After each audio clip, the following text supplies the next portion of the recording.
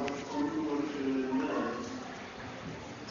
ಶ್ರೀ ಕ್ಷೇತ್ರ ಹೆಬ್ಬಳ್ಳಿಯ ಶ್ರೀ ಸದ್ಗುರುಗಳ ಈ ದಿವ್ಯ ಸಾನ್ನಿಧ್ಯದಲ್ಲಿ ನಾವೆಲ್ಲರೂ ಜೀವನದ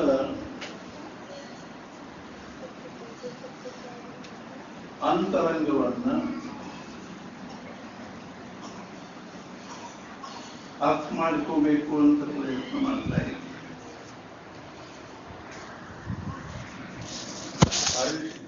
ಭಗವಂತ ಮನುಷ್ಯ ಜನ್ಮ ಕೊಟ್ಟಿರೋದು ಯಾಕೆ ಅಂದ್ರೆ ನೀರಿನ ಅಂತರಂಗವನ್ನು ಶೋಧಿಸಿ ನೋಡು. ನೀನು ವಾಸ್ತವಿಕವಾಗಿ ಏನಿದ್ದೀನಿ ಮತ್ತು ಏನು ಮಾಡ್ಲಿಕ್ಕೆ ಹತ್ತೀನಿ ಇದನ್ನು ಸಾರಾಸಾರ ವಿಚಾರ ಮಾಡಿ ಏನು ಮಾಡೋದು ಯೋಗ್ಯ ಇರ್ತದನೋ ಅದನ್ನು ಮಾಡು. ಯಾಕೆ ಅಂದ್ರೆ ಈ ಜನ್ಮದಲ್ಲಿ ಆಯುಷ್ಯದ್ದು ಭರವಸೆ ಇಲ್ಲ. ಆದಷ್ಟು ತೀವ್ರವಾಗಿ ಕೃತಾರ್ಥರಾಗಲಿಕ್ಕೆ ಪ್ರಯತ್ನ ಮಾಡಬೇಕು. ಪಾರಮಾರ್ಥಕ್ಕೆ ಮೊದಲು ಸಾಧನ ಸತ್ಸಂಗತಿ. ಸಾಧು ಸಂಗತಿಯಿಂದ ಎಷ್ಟೋ ಜನರು ಪಾರಾಗಿರು. ಬ್ರಹ್ಮಾನಂದ ಮಹಾರಾಜರು ಬರೆದಿಟ್ಟಿದ್ರು, ನಮ್ಮ ಕೈಲಿಂದ ಬರೆದರು. ಸ್ಕ್ರಿಪ್ಟು ಮರಾಠಿ, ಭಾಷಾ ಕನ್ನಡ ಬರ್ತಾರೆ. ಸ್ಕ್ರಿಪ್ಟ್ ಮರಾಠಿ ಯಾಕೆ ಬರೆದರು? ಬಹಳಷ್ಟು ಬರೀತಿದ್ರು. ಸ್ಕ್ರಿಪ್ಟ್ ಮರಾಠಿ ಯಾಕೆ ಬರೀತಿದ್ರು ಅಂದ್ರೆ ತಮ್ಮ ಸದ್ಗುರುಗಳ ಪ್ರಾಂತವಾಗಿರ್ತಕ್ಕಂಥ ಮಹಾರಾಷ್ಟ್ರದ ಮೇಲೆ ಅವರಿಗೆ ಅತ್ಯಂತ ಒಂದು ಗೌರವ ಭಾವನೆ. ಅದೇ ರೀತಿಯಾಗಿ ಅವರಿಗೆ ಸದ್ಗುರುಗಳ ಭಾಷೆ ಮೇಲೆ, ಸದ್ಗುರುಗಳ ಒಂದು ಜೀವನದ ಪದ್ಧತಿ ಮೇಲೆ, ಸದ್ಗುರುಗಳ ತತ್ವಗಳಲ್ಲಿ, ಅದೇ ರೀತಿಯಾಗಿ ಅವರ ಸದ್ಗುರುಗಳ ಸಾಧನೆಯಲ್ಲಿ ಪರಾಕಾಷ್ಠೆಯ ಒಂದು ನಿಷ್ಠೆಯನ್ನು ಒಂದು ದಿವಸ ನಾವು ಬೃಂದಾವನಿಯಲ್ಲಿ ಬೆಲ್ಸರೆ ಬಾಬಾ ಅವರು ಒಂದು ಕೋಣೆಯಲ್ಲಿ ಕೂತಾಗ ಸಹಜವಾಗಿ ವಿಷಯ ಬಂತು. ಪ್ರಸಂಗ ಏನು ಬಂತು ಅಂದ್ರೆ ಬ್ರಹ್ಮಾನಂದ ಮಹಾರಾಜ. ಅವಾಗ ಅವರು ಹೇಳಿದರು, महाराजांना शोभेल असे एकच शिष्य होऊन गेले, ते म्हणजे ब्रह्मानंद महाराज. महाराजांनी लक्षावधी शिष्य सांगायला ನಂಬುದೇನು ಗತಿ. आवाज वर ಹೇಳಿದರು, महाराजांना शोभेल असे आम्ही होऊ शकत नाही. महाराजांनी शोभिಸುವಂತವರಂತೂ ಆಗುವುದಿಲ್ಲ.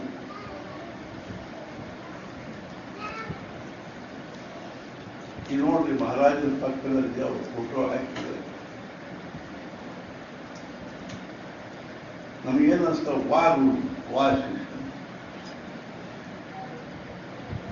ಒಬ್ಬ ಗುರುಗಳಿಗೆ ಒಬ್ಬರೇ ಶಿಷ್ಯರು. ರಾಮಕೃಷ್ಣರಿಗೆ ವಿವೇಕಾನಂದ ಶಿಷ್ಯ.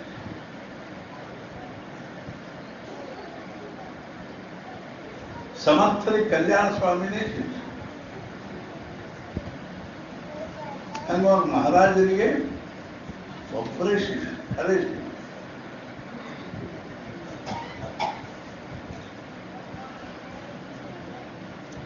ಅವರು ಅಂದ್ರೆ ಬ್ರಹ್ಮಾನಂದ ಮಹಾರಾಜ. ನಾವು ಸುಮ್ಮನೆ ಅಭಿಮಾನ ಪಡ್ಬೋದಷ್ಟ. ಬ್ರಹ್ಮಾನಂದ ಮಹಾರಾಜರು ನಮ್ಮ ಕರ್ನಾಟಕದವರು. ನಾವೇನ್ ಮಾಡಿದ್ವಿ? ಬ್ರಹ್ಮಾನಂದ ಮಹಾರಾಜರಂಥವ್ರು ನಮ್ಮ ಕರ್ನಾಟಕದವರು ಅಂತ ಅಭಿಮಾನದೇ ಹೇಳ್ಕೊಳ್ಳುವಂತಹದ್ದು ನಾವೇನ್ ಮಾಡಿ? ನಮ್ದು ವಶಿಷ್ಠ ಗೋತ್ರದಲ್ಲಿ ಹೋಗ್ಬಿಟ್ಟ ದೊಡ್ಡ ಶಿಷ್ಟ ಹಾಕೊಂಡು ಬಿಟ್ಟಿರುತ್ತೆ. ನಮ್ದು ರಾಜ್ಯದಲ್ಲಿ ಗೋತ್ರ, ವಶಿಷ್ಠ ಗೋತ್ರ, ಯಾರ ತಮ್ಮ ಜಮದಗ್ನಿಗೆ ಗೋತ್ರ ಅಂತ ಹೇಳ್ತಿದ್ರು ಬರೋಬ್ಬರಿ. ನೀವು ನೋಡಿದ್ರೆ ಗೊತ್ತಾಗ್ತದೆ.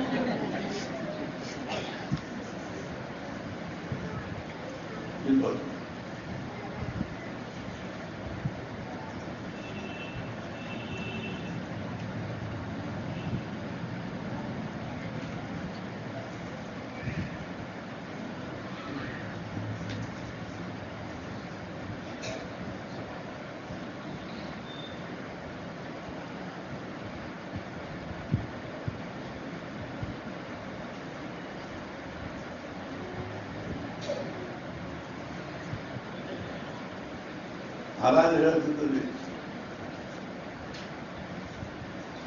ಬ್ರಹ್ಮಾನಂದರ ಅಂತಃಕರಣದೊಳಗೆ ನಾಲ್ಕು ಕಾಣಿಸ್ತದೆ. ನಮ್ಮ ಅಂತಃಕರಣದಾಗ ಏನು ಪ್ರಪಂಚ ಎಲ್ಲ ತುಂಬಿದ ಅವ್ರು ಒಬ್ಬರು ಇದ್ದಾರೆ. ಎಲ್ಲ ಅದ ಮನಿ ಮಾರು ಹೆಂಡತಿ ಮಕ್ಕಳು ದುಡ್ಡು ಬೆಳ್ಳಿ ವಸ್ತು ಒಡವಿ ನೌಕರಿ ಪ್ರತಿಷ್ಠೆ ದೊಡ್ಡಸ್ತಿಕೆ ಪಾಂಡಿತ್ಯದ ಒಂದು ಅಭಿಮಾನ ಎಲ್ಲ ತುಂಬಿದ ಸರಿ ಮಹಾರಾಜ. ಬ್ರಹ್ಮಾನಂದ ಮಹಾರಾಜರ ಬಗ್ಗೆ ಮಹಾರಾಜ ಹೇಳಿದ್ರು, ವೆಂಕಟಾಪುರಕ್ಕೆ ಬಂದಾಗ ಹೇಳಿದ್ರು, ಅವರ ಅಂತಃಕರಣವನ್ನು ನಾವು ಬಿಡಕ್ಕಾಗುತ್ತೆ.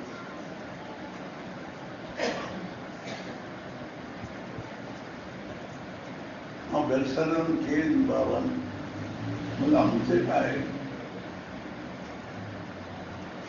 ಅವ್ರು ಹೇಳಿದ್ರು, महाराजांना शोभेल असे आम्ही होऊ शकत नाही. मग नावेला शक्य महाराजांना आवडेल तसे आम्ही महाराजांनी ಸೇರುವಂಥವ್ರು ಆಗಲಿಕ್ಕೆ ಅದು ಇಷ್ಟು ಯಾಕಂದ್ರೆ ಸೇರದೇ ಇರುವ ಬಹಳ 99%. ಎಲ್ಲೋ 1% ಸೇರಿದ್ರೆ ನಮ್ಮ ಭಾಗ್ಯ ಅಂತ.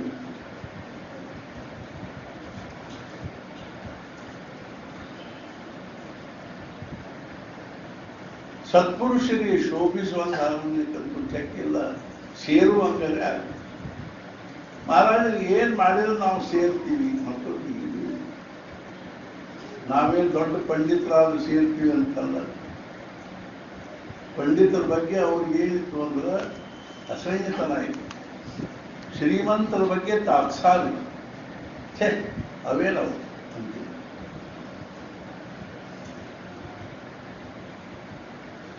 ಬಡವರು ಇರ್ಕೋಲ್ಲ, ನಾವು ಪ್ರತಿ ದಿವಸ ಸ್ವಲ್ಪ ಯಾಕೆ ಆಗೋಲ್ಲಕ್ಕೆ ನಾಮಸ್ಮರಣೆ ಮಾಡಿ. ಇವತ್ತು ನೋಡ್ರಿ 41 ವರ್ಷಗಳಿಂದ ನಾವು ಸತ್ಪುರ ದಿವ್ಯ ಸಾನ್ನಿಧ್ಯದಲ್ಲಿ ಎಲ್ಲರೂ ಬರ್ತಾ ಇದ್ದೀವಿ, ನಾಮಸ್ಮರಣೆ ಮಾಡ್ತೀವಿ.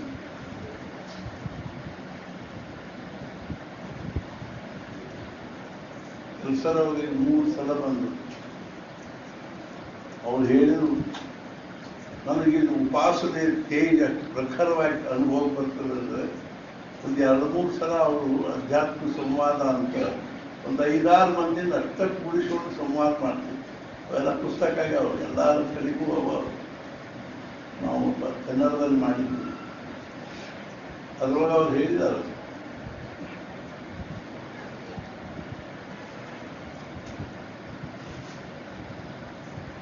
ಅದ್ರೊಳಗೆ ಅವರು ಒಂದು ಕಡೆಗೆ ಹೇಳಿದ್ದಾರೆ, ನಿಮಗೆ ಏನಾದರೂ ಏಕಾಂತ ಅಥವಾ ಇದ್ದುಕೊಂಡು ನಾಮಸ್ಮರಣೆ ಮಾಡಬೇಕು ಅನಿಸಿದ್ರೆ ತಮ್ಮ ಸಾಧಕರಿಗೆ ಹೆಬ್ಬಳಿಗೆ ಹೋಗಿದೆ. ಅಲ್ಲೊಂದು ಮುಖರವಾಗಿರ್ತಕ್ಕಂಥ ನಾಮದ ಒಂದು ವೈಬ್ರೇಷನ್, ಉಪಾಸನೆ ಒಂದು ವೈಬ್ರೇಷನ್. ಒಂದೇ ಸಲ ಬಂದಾಗ ಬೆಲ್ಸರ್ ಬಾಬಾ ಅವರು ದೇವ್ರ ಆ ಮಹಾರಾಜ ಮುಂದಿನ ತಿಂಗಿ ಮಾಡ್ಲಿಕ್ಕೆ ನನಗೆ ಆಮೇಲೆ ಬೀಳ್ತಾರೇನು ಕತ್ತೆ ಹೇಳಿದೆ. ಆಮೇಲೆ ಹೇಳಿದ್ರು, ತತ್ತನ ಅಪಘಾತಿಗಳಿಗೆ ಕಾಯ್ ನೀಲಿ ಪ್ರಕಾಶ್ ಬರಲಿಲ್ಲ.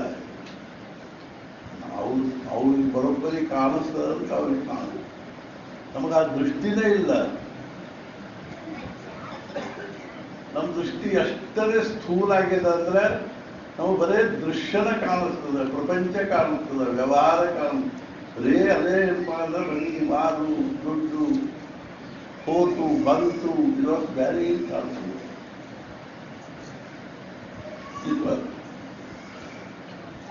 ಇದು ನಿಜವಾಗಿಯೂ ನಮ್ಗೊಂದು ಭಾಗ್ಯದಲ್ಲಿ ಒಂದು ಅವಕಾಶದ ಏನು ಮಂದಿ ಸಾಮಾನ್ಯ ಇದು ಅಲ್ಲ. ಯೂನಿವರ್ಸಿಟಿ ಇದ್ದಂತೆ, ಇದು ಸಮಾಧಾನದ ಯೂನಿವರ್ಸಿಟಿ, ವಿಶ್ವವಿದ್ಯಾಲಯ ಇದ್ದಂಗೆ. ಅವರ ಈ ವಿಶ್ವವಿದ್ಯಾಲಯ ವೈಸ್ ಚಾನ್ಸಲರ್.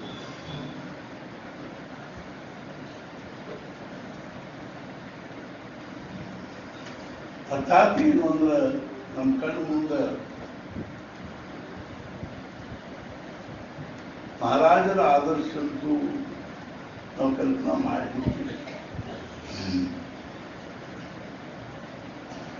ಬ್ರಹ್ಮಾನಂದ ಮಹಾರಾಜರ ಆದರ್ಶಗಳು ಸಹಿತ ನಮಗೆ ನಿಲ್ಕೋದು ಬಹಳ ಕಲ್ಪಿದೆ. ಹಾಗಾಗಿ ನಾವು ಏನು ಮಾಡೋದು? ಅತಿ ಕಳಕಳಿಯಿಂದ ನಾಮಸ್ಮರಣೆ ಮಾಡ್ತೇವೆ. ಈ ಹೊರಗಿನ ಸೆಳೆಯದಿರದೆಲ್ಲ ಮನ ಜಗದ ವೈಭವ ದೇವ ಹಿರಿ ಗುರುರಾಯ ಕಿರಿಯದ ನಿನ್ನ ಮಾಯ. ಸೆಳೆಯದಿರದೆಲ್ಲ ಮನ ಜಗದ ವೈಭವ. ಎಷ್ಟರೇ ನಮ್ಮ ಮನಸ್ಸನ್ನು ಈ ಪ್ರಪಂಚದ ವೈಭವ ಸೆಳಿತದಂದ್ರೆ ನಾವು ಏನು ಮಾಡಿ ಹುಡ್ತೀವಿ, ಏನು ಮಾಡಬೇಕಾಗಿಲ್ಲ, ಕೊನೆ ನಾವು ಈ ಜನ್ಮದಲ್ಲಿ ಏನು ಸಾಧಿಸಿಕೊಂಡು ಹೋಗ್ಬೇಕಾಗಿದೆ ಅನ್ನೋ ಕಡೆ ಲಕ್ಷಣ ಇಲ್ಲ. ನಾವು ವಾಸ್ತವಿಕವಾಗಿ ಅಗ್ನಿ ಸ್ವಲ್ಪ ಇದರಲ್ಲೇ ಶಬ್ದದಲ್ಲಿ ಹೇಳ್ತೀನಿ ಅಂದ್ರೆ ಬದುಕಲಿಕ್ಕೆ ಬಂದಿರ್ರಿ, ನಾವೆಲ್ಲರೂ ಸಾಯಿದ್ವಿ. ಇನ್ನೊಬ್ರು ಯಾವ್ಯಾವ ಹಿಂಗೆ ಹೇಳ್ತಿರಾನು, ನಾವು ಸಾಯೋದ್ರೊಳಗೆ ಏನಾದರೂ ನಮ್ಗೆ ಆಗಬೇಕು, ಕೇವಲ ಶಬ್ದ ಅನ್ಬೇಡ್ರಿ. ನಾನೇ ದಿವ್ಸಕ್ಕೆ ಒಂದು 100 ಸಲ ಅನ್ಕೋತ ಇದ್ರೆ ಏನಾದ್ರು ಸ್ವಲ್ಪ ನಮ್ಗೆ ಚಲೋ ವಿಚಾರ ಬರ್ತಾವ. ನಾರಾಯಣ ಹೇಳಿದ್ವಿ, ಜಪ ಮಾಡಬೇಡ್ರಿ, ಪೂಜಾ ಕೇಳ್ತಿದ್ದಾರೆ. ಅಲ್ಲಿ ಇಲ್ಲಿ ಬಂದು ಎಲ್ಲ ಮುಗಿಸ್ಕೊಂಡು ಹೋಗ್ಬೇಕಾ ಅಥವಾ ಅಲ್ಲೇ ಇರಬೇಕು? ಬಂದು ಜಪ ಮಾಡಬೇಡ್ರಿ, ಪೂಜಾ ಪಾಠ ಮಾಡಬೇಡ್ರಿ. ಭಕ್ತ ಒಂದು ಅನುಸಂಧಾನದಲ್ಲಿ ಏನು ಅಂದ್ರೆ ನಾನು ತಾಪೂರ್ತಿಕ್ಕಿದ್ದೀನಿ ಬಸ್. ನಾನು ಈ ಪ್ರಪಂಚದೊಳಗೆ ಈ ದೇಹವನ್ನು ಧಾರಣೆ ಮಾಡಿಕೊಂಡು ತಾಪೂರ್ತಿಕ್ಕಿದ್ದೀನಿ. ನಿಮಗೆಲ್ಲ ಗಾಬರಿ ಆಗ್ಬೋದು, ಹೇಳಿದ್ರೆ ಅಸಹ್ಯ ಹೇಳಿಕೊಂಡು ನೀವು. ಆದರೂ ವಸ್ತುಸ್ಥಿತಿ ಹಂಗೆ ನಮಗದು ಅರ್ಥಾತ್ ವಾಸ್ತವಿಕತೆಯ ಮೌಲ್ಯ ಗೊತ್ತಿತ್ತು. ಒಂದು 2 ಸಲ ಎಲ್ಲಿ ರಮಣದಲ್ಲಿ ನಾನು ತಾಪೂರ್ತಿಕ್ಕಿದ್ದೀನಿ. ಆ ಮಕ್ಕಳು ಮರಿಗಳು ಹೆಂಗೆ ಅದಾಗಬೇಕಾಯ್ತು, ಇದಾಗಬೇಕಾಯ್ತು, ಮನೆ ಕಟ್ಬೇಕಾಯ್ತು, ಗಾಡಿ ತಗೋಬೇಕಾಯ್ತು. ತಾಪೂರ್ತಿಕಂದ್ರೆ ಹೆಂಗಿದೆ ಅದು ಈಗ ನಮ್ಮ ತಲೆಗೆ ಹೋಗುವುದಿಲ್ಲ.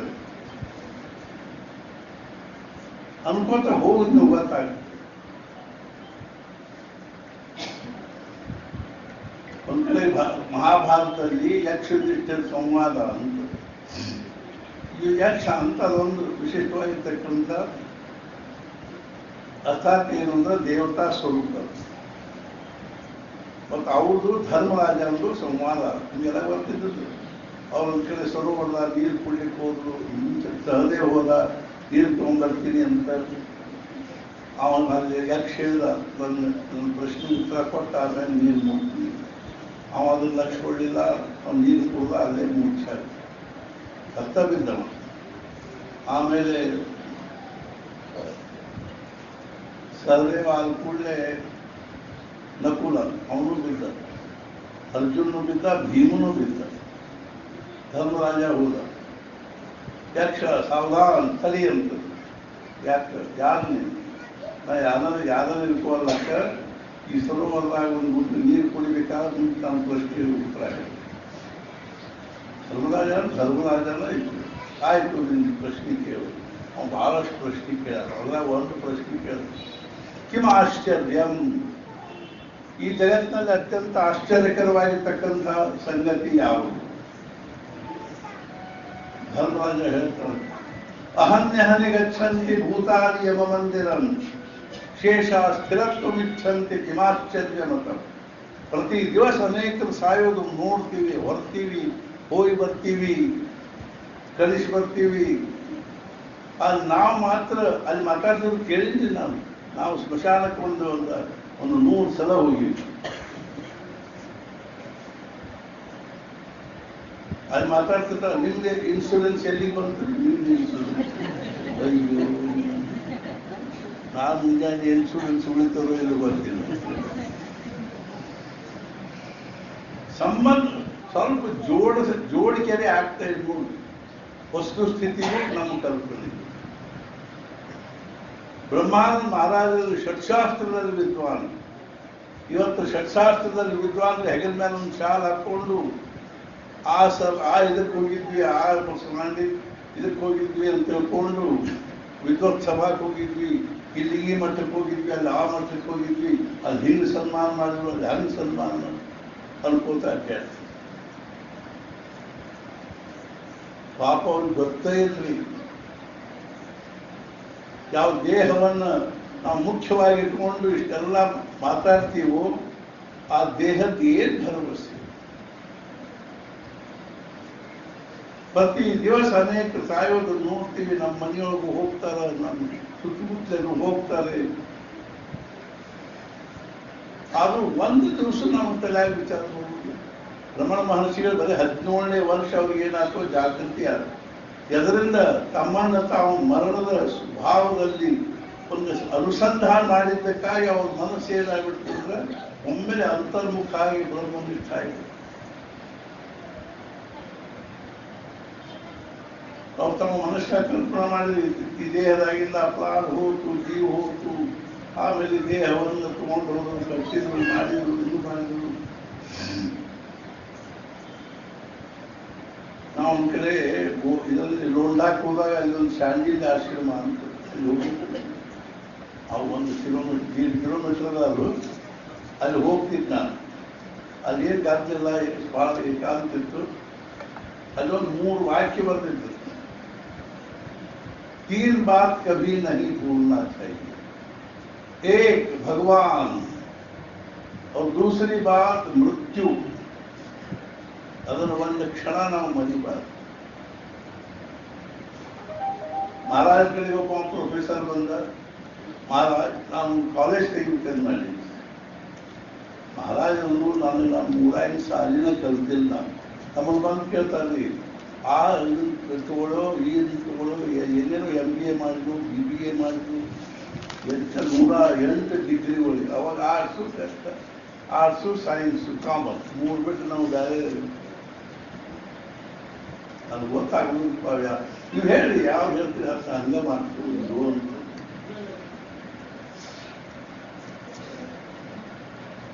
ಮಹಾರಾಜ್ ಹೇಳಿ ನಾವು 105 ಸಾಲಿನ ಕಲ್ತಿಲ್ಲ. ಸಾಲಿ ಕಲ್ತದ್ದು ನಮ್ಗೆ ಖರೆ ಹೇಳಬೇಕು ಅಂದ್ರೆ ನಾವು ಆಯುಷ್ಯವನ್ನು ವ್ಯರ್ಥ ಮಾಡ್ತೀವಿ. ಕಲಿಸಿದ್ದಕ್ಕೆ ಮತ್ತಿಷ್ಟು ವ್ಯರ್ಥ ಮಾಡ್ಕೊಳ್ತೀವಿ. ಕಲಿಸಿ ಕಲ್ತಿದ್ದು मुझे पेट भरने की विद्या नहीं चाहिए ಅಂತ ಹೇಳಿ ರಾಮಕೃಷ್ಣ ಪರಮಹಂಸರು ಕಂಡವರಿದ್ದಾರೆ. ನಮ್ಗೆ ಎಷ್ಟು ಅಭಿಮಾನ. ನನ್ನ ಮಗ MD ಆದ, M2 ಆದ, MS ಆದ, ಅಮೇರಿಕಾಕ್ಕೆ ಹೋದ. ಏನಾಗುತ್ತೆ, ಎದಕ್ಕೆ ಹುಟ್ಟಿ ಬಂದೇವು ನಾವು? ಗರ್ಭೋಪನಿಷತ್ತು ಅಂತ ಒಂದು ಉಪನಿಷತ್ತು. ಆ ಉಪನಿಷತ್ತಿನಲ್ಲಿ ಹೇಳ್ತಾರೆ, ನಾವೆಲ್ಲರೂ ನಮ್ಮ ತಾಯಿ ಗರ್ಭದೊಳಗೆ ಇರಬೇಕಾದ್ರೆ ಆ ಗರ್ಭವಾಸ ದುಃಖ, ಹಿಂದಿನ ಅನೇಕ ಧರ್ಮಗಳಲ್ಲಿ ಅನುಭವಿಸಿರ್ತಕ್ಕಂಥ ದುಃಖ ಎಲ್ಲ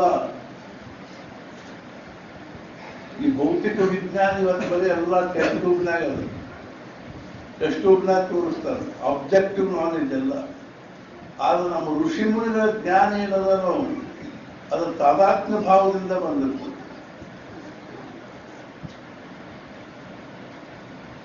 ಅದು ಯಥಾರ್ಥವಾಗಿರ್ತಕ್ಕಂಥ ಜ್ಞಾನ.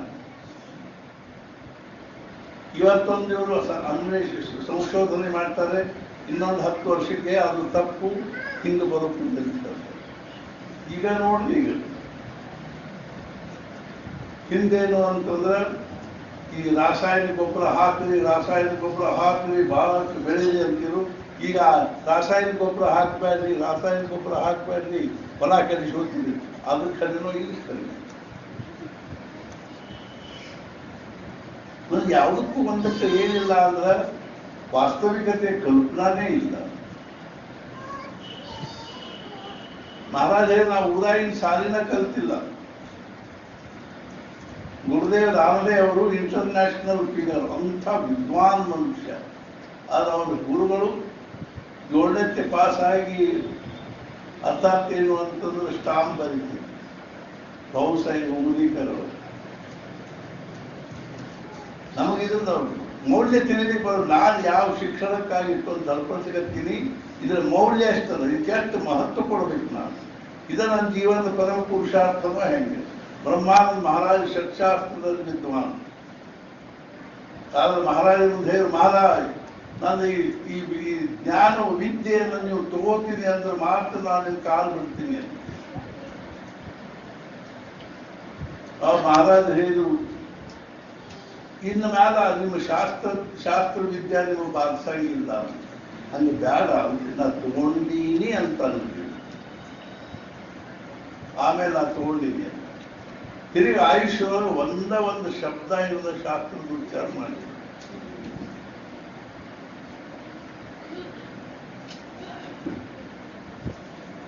ಒಂದ್ಸಲ ಧಾರವಾಡ ಪಾಠಶಾಲೆಯಲ್ಲಿ ಕೆಲವು ವಿದ್ವಾಂಸರಿಗೆ ಯಾವುದೋ ನ್ಯಾಯಶಾಸ್ತ್ರ ಪ್ರಮೇಯವನ್ನ ಅದನ್ನ ಅದನ್ನು ಸರಿಯಾಗಿ ಇದು ಮಾಡ್ಲಿಕ್ಕೆ ಆಗುವಂತ ಇದೆ, ಅನ್ವಯ ಮಾಡ್ಲಿಕ್ಕೆ ಆಗುವಂತ ಇದೆ, ಅರ್ಥ ಮಾಡ್ಕೊಳ್ಳಿಕ್ಕೆ ಆಗುವಂತ ಇದೆ. ಅವರೆಲ್ಲರೂ ಕೂಡಿ ಬೆಳಧರಿಗೆ ಹೋದಲ್ಲಿ ಬ್ರಹ್ಮಾನಂದ ಕಡೆಗೆ ಅವತ್ತು ಏಕಾದಶಿ ಬ್ರಹ್ಮಾನಂದ ಮಹಾರಾಜ ಮೌನವಾಗಿದ್ದು ಜಪ ಮಾಡ್ತಿದ್ರು. ಇವ್ರು ಹೋಗ್ಬಿಡಿ ಎಲ್ಲರೂ ಬನ್ನಿ ಬನ್ನಿ ಅಂತ ಹೇಳಿ ಎಲ್ಲರಿಗೂ ಅವ್ರಿಗೆ ಏನು ಹಾಲು ನೀರು ಕೊಟ್ಟರು. ಯಾಕೆ ನಿಂತಿರ್ತಾವು ಕೂಡ ಅವ್ರು ಹೇಳಿದ್ರು, ನಮ್ಗೆ ಇಂಥದ್ದೊಂದು ನ್ಯಾಯಶಾಸ್ತ್ರ ಪ್ರಮೇಯ ಸರಿಯಾಗಿ ಅರ್ಥ ಆಗುವಂತು, ಅದಕ್ಕೆ ನೀವು ತಿಳಿಸ್ಕೊಡ್ತೀವಿ. ಅವಾಗ ಅವರು ಒಂದು ಇದು ತರಿಸಿರು, ಬಾಳಿಯಲ್ಲಿ ಒಂದು ಗಂಧದ ತಟ್ಟಿ ತರಿಸಿ ಒಂದು ಕಡ್ಡಿ ತಗೊಂಡು, ನಾನು ನನ್ನ ನಾಲಿಗೆಯನ್ನು ರಾಮನಾಮಕ್ಕೆ ಮಾರಿಕೊಂಡಿದ್ದೇನೆ, ಈ ನಾಲಿಗೆಯಿಂದ ಶಾಸ್ತ್ರ ಚರ್ಚೆ ಮಾಡುವುದಿಲ್ಲ. ಇಡೀ ಜಗತ್ತಿನೊಳಗಿಂತ ಮನುಷ್ಯ ಒಬ್ಬರು ಅಥವಾ ಬಟ್ಟೆಯನ್ನು ಸೋಸಿಕೊಂಡಿದ್ದಾರೆ. ಮುಂದೆ ಎಂದೂ ಅವರು ನಮ್ಮನ್ನು ಸಹಿತ ಮಾತಾಡ್ತಿದ್ದಿಲ್ಲ. ಅವ್ರ ಭಾಷಾನ ಅರ್ಥಾಗಿ ಬಿಜಾಪುರ ಕಡೆ ಭಾಷಾ, ಬೋಳಿ ಮಗನ ಅನ್ಕೋತಾ ಹಿಂಗೆಲ್ಲ ಮಾಡ್ತಾರೆ. ಒಂದು ದಿವಸ ವೆಂಕಟಾಪುರ ಬಹಳಷ್ಟು ಅವರು ಈ ನವರಾತ್ರಿ ಉತ್ಸವದಲ್ಲಿ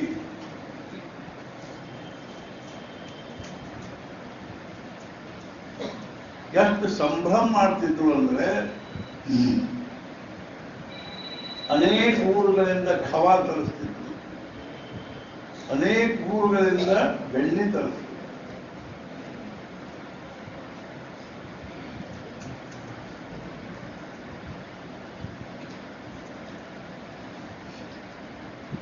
ಒಂದು ದಿವಸ ರಾತ್ರಿ ನವರಾತ್ರಿ ಉತ್ಸವದಾಗ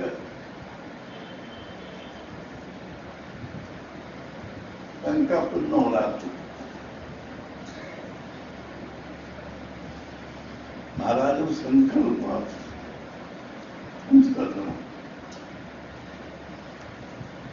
ಈ ವರ್ಷದಿಂದ ಇಲ್ಲೂ ಸಹಿತ ವೆಂಕಟಪ್ಪನ ನವರಾತ್ರಿ ಉತ್ಸವ ಶುರುವಾಗಿದೆ.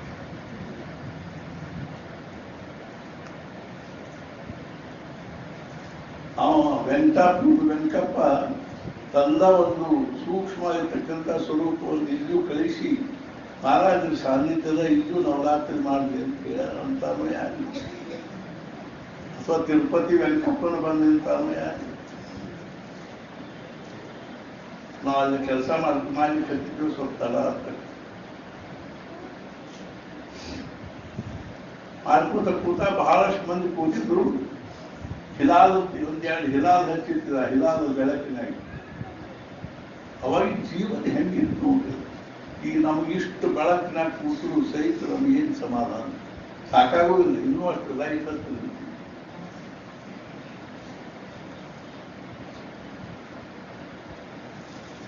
ಇಷ್ಟೆಲ್ಲ ಅನುಕೂಲತೆ ಮನುಷ್ಯ ತನ್ನ ಬುದ್ಧಿಶಕ್ತಿಯಿಂದ ನಿರ್ಮಾಣ ಮಾಡಿಕೊಂಡಿದ್ರು ಸಹಿತ ಜೀವನದಲ್ಲಿ ನನಗೆ ಸುಖ ಬೇಕು ಅನ್ನುವಂಥದ್ದಕ್ಕೆ ಇನ್ನೂ ಏನಿಲ್ಲ ಅಂದ್ರೆ ಅದಕ್ಕೆ ದಂಡ ಅಂತ ಪಾಲಿಲ್ಲ.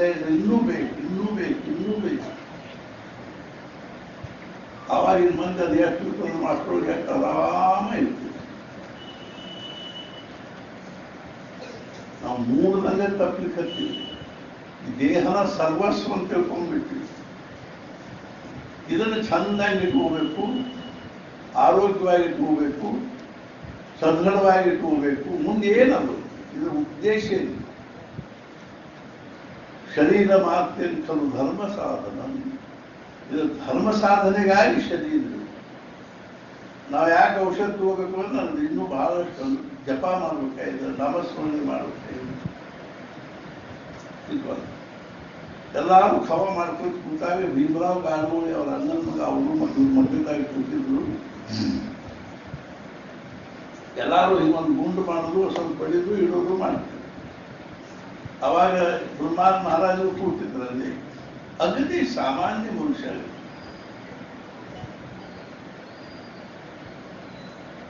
ಅವರು ಸಹಿತ ಈ ಗುಂಡು ಮಾಡಿ ಬಡಿತಿದ್ರು. ಆ ಭೀಮರಾವ್ ಗಾನಗೋಳಿ ಅವ್ರ ಲಕ್ಷ ಹೋಗ್ತಾ ಕಡೆ ಅವ್ರು ಒಮ್ಮೆಲೆ ಅದರೊಳಗೆ ಶ್ರೀರಾಮ ಮೂರ್ತಿ ಅದು ನೋಡಿ ಇನ್ನೇನು ಬಾಯಿ ಬಿಡಬೇಕು. ಅಯ್ಯೋ ಶ್ರೀರಾಮ್ ಉಸಿರು ಸುಂಕು ಉಸಿರಿತ ಗಬ್ಬ ಇಂಥ ಭಾಷಾ ಇದೆ. ಭಗವಂತನ ಐಶ್ವರ್ಯ ಬೆಳೆಸಬೇಕು, ಭಗವಂತನ ಭಕ್ತಿ ಬೆಳೆಸಬೇಕು.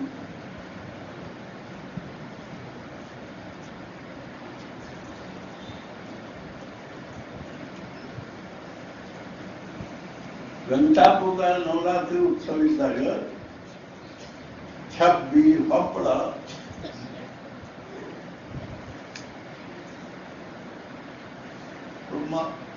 ಬ್ರಹ್ಮಾನಂದ ಮಹಾರಾಜ ಆ ಊರ ಜೊತೆ ಸಂಪರ್ಕ. ಅಲ್ಲಿ ಹುಡುಗರು ಏನ್ ಮಾಡ್ಬಿಟ್ಟು ತುಳಸಿ ಹಚ್ಚಲಿಕ್ಕೆ ಹೋಗ್ಬೇಕು. ವೆಂಕಟಾಪುರ ಸುತ್ತಮುತ್ತಲು ಅಡ್ಡಾಡಿ ತುಳಸಿ ಹರ್ಕೊಂಡ್ ಬರ್ಬೇಕು. ಒಂದು ದಿವಸ ತುಳಸಿ ಹರ್ಕೊಂಡ್ ಬರುವತ್ನಾಗ ಸ್ವಲ್ಪ ಬಿಸಿಲಾಗಿತ್ತು. ಆ ಹುಡುಗರಿಗೆ ಹಸಿನೂ ಆಗಿತ್ತು.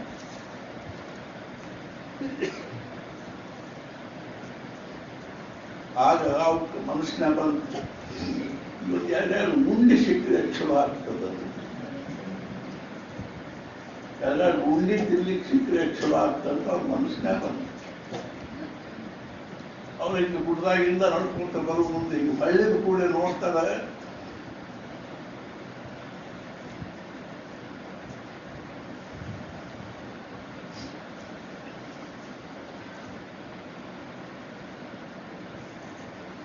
ಬ್ರಹ್ಮಾನಂದ ಮಹಾರಾಜರು ಈ ದೊಡ್ಡ ಅಲ್ಯೂಮಿನಿಯಂ ಬುಟ್ಟಿ ತುಂಬ ಉಂಡಿ ತುಂಬಿಕೊಂಡು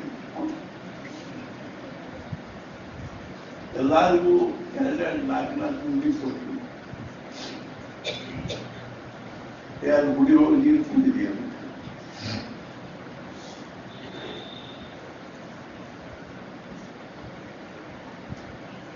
ಅವರು ಸಾಧನೆ ಮಾಡುವಾಗ ವೆಂಕಟಾಪುರದಲ್ಲಿ ಏನೇನು ಇದ್ದಿದ್ದಿಲ್ಲ. ಒಬ್ಬಾಕೆ ಹೆಣ್ಮಗಳು ಸುಖುಬಾಯಿ ಅಂತಿದ್ರು. ಸಿರಹಟ್ಟಿಯಲ್ಲಿ ಒಬ್ಬ ಅವನಲ್ಲಿ ಇದು ಇದ್ದ, ಅವನ ಹೆಂಡತಿ ಮತ್ತು ಆಕೆ ಒಂದು ಮಗಳು ಅವರಿಬ್ಬರು ಅಲ್ಲೇ ಅವ್ನು ತೀರ್ಕೊಂಡು ಕೂಡಲೇ ಇವರಿಬ್ಬರು ಬಂದು ವೆಂಕಟನ ಹತ್ರ ಸಾಣ ಕೋಲಿ ಕಟ್ಟಿಕೊಂಡಿದ್ರು. ಅವರು ಅನೇಕ ಊರಲ್ಲಿ ಅಡ್ಡಾಡಿ ಒಂದು ಕೂಡುತ್ತಿದ್ರು. ಅವರು ತನ್ನ ಚೂರು ಖರ್ಚಿಗೆ ಆಯ್ತು ಅದನ್ನು ಚೂರ್ತಾರೆ ಇಟ್ಕೋಬೇಕು.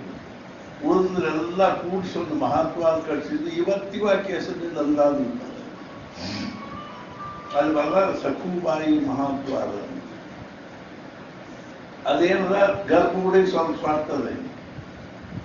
ಮಹಾರಾಜ ಒಂದು ಮುಟ್ಟಬೇಡ್ರಿ, ಅದು ಹೆಂಗೆಲ್ಲ ಹಂಗೆ ಇಟ್ಕೊಳ್ತಕ್ಕ ನಾವು ಬಾಕಿ ಗುಡಿ ಕಟ್ತೀವಿ. ಅಲ್ಲಿ ಅವರು ಸಾಧನೆ ಮಾಡುವಾಗ ಪ್ರತಿ ದಿವಸ 3 ಹೊತ್ತು ಸ್ನಾನ ಮಾಡ್ತಿದ್ರು. ಸ್ನಾನ ಮಾಡಿ ದಿನ 108 ಪ್ರದಕ್ಷಿಣೆ ಹಾಕ್ತಿದ್ರು ವೆಂಕಟಪುರ. ಅವಾಗ ಗುಡಿ ಭಾಳ ದೊಡ್ಡದಿಲ್ಲ, ಅದು ಎಷ್ಟಿತ್ತು ಅರ್ಥ ಇತ್ತು. ಮುಂದಿನ ಗರ್ಭಗುಡಿವರೆಗೂ ಮುಂಚೂರು ಅದನ್ನು ಸ್ವಲ್ಪ ದೇಶಾರಿ ಕಳಿಸಿದ್ರು. ಅವ್ರಿಗೆ ದೃಷ್ಟಾಂತ ಆಗಿ ವೆಂಕಪ್ಪಲ್ಲಿ ಸಿಕ್ಕ. ಅವ ಬರೇ ಸಣ್ಣ ಗೆರಿ ಇದ್ದು ಹೀಗೆ ಮಹಾರಾಜರ ಅವಾಗ ತೋರಿಸ್ತೀವಿ ನೋಡಿದ್ವಿ ಗೆರಿ ಅವರು ನೋಡಿ. ಈಗ ಅದಕ್ಕೆ ಬೆಳೆದು ಕವಚ ಹಾಕಲಿಕ್ಕೆ ಬರುವಂತೆ. ಅವಾಗ ಅವ್ರು ಏನ್ ಮಾಡ್ತಿದ್ರಲ್ಲ, ಬಹಳ ಕೆಲವು ಸ್ವಲ್ಪ 10 ದಿವಸ ಅಲ್ಲಿಗೆಲ್ಲ ಮೂಳ ತೆಗೆದೆ, ಕಂಟಿ ತೆಗೆದೆ, ಎಲ್ಲ ಗಾಳಿ ಸ್ವಚ್ಛ ಮಾಡಿದೆ, ಜಪ ಮಾಡಬೇಕು, ಭಾಗವತ್ ಪಾರಾಯಣ ಮಾಡಬೇಕು. ನಿಮಗೆಲ್ಲ ಆಶ್ಚರ್ಯ ಅನಿಸ್ತಾ ಅವ್ರು ಭಾಗವತ್ ಓದ್ಕೊಂಡು ಕೂತ್ರಲ್ಲ.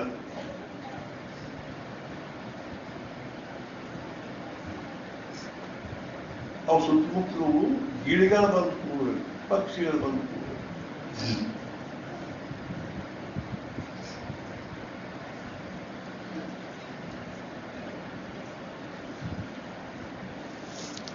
ಶುಕ ಮಹರ್ಷಿಗಳು ಬಂದು ಕೂಡ್ತಿದ್ದರು ಗಿಳಿಯ ರೂಪದಲ್ಲಿ.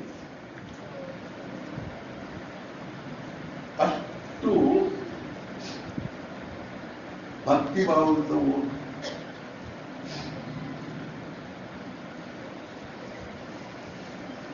ಆಮೇಲೆ ವೆಂಕಪ್ಪನ ದೃಷ್ಟಾಂತ ಅವ್ರಿಗೆ 9 ತಿಂಗಳಿಗೆ ಮುಂಚೆ ಕಪ್ಪತ್ಗೂಡದಲ್ಲಿತ್ತು, 3-4 ತಿಂಗಳಿತ್ತು. ಅಲ್ಲಿಂದ ದೃಷ್ಟಾಂತ ವೆಂಕಟಪ್ಪನಿಗೆ ಹೋಗ್ಬೋದು. ಅಲ್ಲಿ 9 ತಿಂಗಳ ಆದ ಬಳಿಕ ವೆಂಕಪ್ಪನ ದೃಷ್ಟಾಂತ, ನೀನು ಸದ್ಗುರುಗಳ ಅನುಗ್ರಹ ಆಗಿ ಹೊರತು ಏನಾಗುವುದಿಲ್ಲ ಅಂದ್ರೆ ಸಮಾಧಾನ ಆಗುವುದಿಲ್ಲ. ಆದ್ದರಿಂದ ಉತ್ತರ ಭಾರತದಲ್ಲಿ ಸದ್ಗುರು ಸೀತಾ ಅಲ್ಲಿ ಹೋಗ್ಬೋದು. ಬ್ರಹ್ಮಾನ ನಾರಾಯಣರು ನಾ ಹೋಗಂಗಿಲ್ಲ, ನಮ್ಗೆ ಯಾವ ಸದ್ಗುರು ಬೇಡ, ಯಾವ ಗುರುಗಳು ಬೇಡ, ಯಾರು ನೀನ ನನ್ನ ಗುರು, ನೀನ ನನ್ನ ದೇವರು, ನೀನ ನನ್ನ ಸರ್ವಸ್ವ. ಅವಾಗ ವೆಂಕಟಪ್ಪನಿಗೂ ಹಂಗೆಲ್ಲ ಮಾತಾಡಬೇಡ, ಸದ್ಗುರುಗಳ ಕೃಪಾ ಹೊರತು ಈ ಪ್ರಪಂಚದಲ್ಲಿ ಯಾವ ಜೀವಕ್ಕೂ ಸಮಾಧಾನ ಆಗ್ಲಿಕ್ಕೆ ಶಕ್ತಿ ಇಲ್ಲ. ಸದ್ಗುರುಗಳ ಅನುಗ್ರಹ ಆಗುವ ಹೊರತು ಗುರು ಕೃಪಾ ಹಿ ಕೇವಲಂ ಶಿಷ್ಯ ಪರಮ ಮಂಗಲಂ ವಿತ್ತ ಬಲಂ ಚಿತ್ತ ಬಲಂ ದೇಹ ಬಲಂ ಗೇಹ ಬಲಂ ತದ್ವಿನಾತು ಸರ್ವ ಬಲಂ ನಿಷ್ಫಲಂ ಗುರು ಕೃಪಾ ಹಿ ಕೇವಲಂ. ಸದ್ಗುರುಗಳ ಕೃಪಾ ಆಗುವ ಹೊರತು ಯಾವ ಜೀವಕ್ಕೂ ಸಮಾಧಾನ ಆಗಲಿಲ್ಲ. ಗುರುವಿನ ಗುಲಾಮನಾಗುವ ತನಕ ದೊರೆಯ ದಂಡ ಮುಕ್ತಿ. ನೀನು ಹಠ ಮಾಡಬೇಡ, ಹೋಗು ಅಂದಾಗ ಆಯ್ತು ಹೋಗ್ತೀನಿ ಅಂತ ಹೋದ್ರು. ಎಷ್ಟು ಮಂದಿ ನಮಗೆ ಕೇಳ್ತಾರೆ, ಮಹಾರಾಜ ಇಂದೂರಾಗಿದ್ದ? ಹೌದು, ಇಂದೂರಾಗಿ. ಮತ್ತು ವೆಂಕಪ್ಪ ಹಿಂಗ್ಯಾಕೆ ಹೇಳಿದ್ರೆ, ನೀ ಸರಳ ಇದ್ದಿದ್ದು ಇಂದೂರಿಗೆ ಹೋಗು, ಅಲ್ಲಿ ಗುರುಗಳಿದ್ದಾರಂತ. ಸದ್ಗುರುಗಳ ಸಾನ್ನಿಧ್ಯದಲ್ಲಿದ್ದು ನಾವು ಏನು ಸಾಧಿಸ್ಬೇಕು ಅದನ್ನು ಸಾಧಿಸ್ಬೇಕಾದ್ರೆ ಮುಂಚೆ ಸ್ವಲ್ಪ ಕೂಡು ತಯಾರಿ ಬೇಕು. ದೇಹವನ್ನ ಒಂದೇನು ಅಂದ್ರೆ ವಿಶಿಷ್ಟವಾದ ಪ್ರಕಾರದಲ್ಲಿ ಆ ದೇಹವನ್ನು ತಯಾರು ಮಾಡಿಕೋಬೇಕಾಗ್ತದೆ. ಮನಸ್ಸನ್ನು ತಯಾರು ಮಾಡ್ಕೋಬೇಕು, ಬುದ್ಧಿ ತಯಾರು ಮಾಡ್ಕೋಬೇಕು. ಅಂದ್ರೆ ಮಾತ್ರ ನಾವು ಸದ್ಗುರುಗಳ ಸಾನ್ನಿಧ್ಯದಿದ್ದು ಅವ್ರದ್ದು ಸೇವಾ ಮಾಡಿ ಅವ್ರ ಅನುಗ್ರಹದ ಪಾತ್ರರಾಗಿ ಧನ್ಯ ಆಗ್ಬೇಕಾಗ್ತದೆ, ಆಗ್ಲಿಕ್ಕೆ ಶಕ್ಯ ಆಗ್ತದೆ. ಆದ್ರಿಂದ ಮುಂಚೆ ಅವ್ರು ಏನ್ ಮಾಡ್ತಾರೆ, ತಯಾರಿ ಮಾಡ್ತಾರೆ. ಉತ್ತರ ಭಾರತ ಎಲ್ಲ ತಿರುಗಿದ್ರು, ಗಂಗೋತ್ರಿ, ಯಮುನೋತ್ರಿ, ಬದರಿ, ಕೇದಾರು, ಕಾಶಿ, ಗಯಾ, ಮಾತೃಗಯ, ಅಲ್ಲೇ ಇಲ್ಲಿ ಎಲ್ಲ ತಿರುಗಿದ ಬಳಕ ಕೊನೆಗಿಂದು ಬಳಕು. ಅದು ಸಹಿತ ಹೆಂಗಂದ್ರಿ, ಅವ್ರ ಪಾಂಡಿತ್ಯ, ಅವ್ರ ವಿದ್ವತ್ತು ಹೆಂಗಿತ್ತು ಅಂದ್ರೆ ಅನಂತ ಶಾಸ್ತ್ರಿ ಅಂತ. ಬಡೋದಾಲ್ ಮಹಾರಾಜ ಅರ್ಥಾತ್ ಏನು ಅಂದ್ರೆ ವಿದ್ವತ್ ಸಭಾ ಸೇರಿಸಿದ್ದ, ಅಖಿಲ ಭಾರತ ವಿದ್ವತ್ ಸಭಾ. ಅದರಲ್ಲಿ ಬಹಳಷ್ಟು 100 ಜನ ಪಂಡಿತರು ಬಂದಿದ್ರು. ಒಬ್ಬರಿಗಿಂತ ಒಬ್ಬರು ದಿಗ್ಗಜ ಪಂಡಿತರು ಅನ್ನುವಂಥವ್ರು. 3-4 ಪಂಡಿತರು ಇವ್ರನ್ನೂ ಕರ್ಕೊಂಡು ಹೋಗಿದ್ರು. ಇವರೊಂದೇನಪ್ಪ ಅಂದ್ರೆ ಒಂದು ಪಂಜ ಸುತ್ತಕೊಂಡಾರೆ, ಒಂದು ಪಂಜ ಹೆಗಲ ಮೇಲೆ, ಬಸ್ ಬರೇ ಮೈ ಬಾಕ್ತಿರ್ತಿ, ಬರೇ ಕಾಲು. ಅಲ್ಲಿ ಹೋದ್ರು. 2 ದಿವಸ ಆದರೂ ಇವ್ರಿಗೇನು ಭಾಷಣಕ್ಕೆ ಅವಕಾಶ ಇರಲಿಲ್ಲ. 3ನೇ ದಿವಸ ಸಾಯಂಕಾಲ 4 ಗಂಟೆಗೆ ಇವ್ರಿಗೆ ಅವಕಾಶ. ಅರ್ಧ ತಾಸು ಮಾತಾಡಿ ಕೇಳಿದ್ರೆ 1.5 ತಾಸು ನಿರರ್ಗಳವಾಗಿ ಸಂಸ್ಕೃತದಲ್ಲಿ ನ್ಯಾಯಶಾಸ್ತ್ರವನ್ನ ಕುರಿತು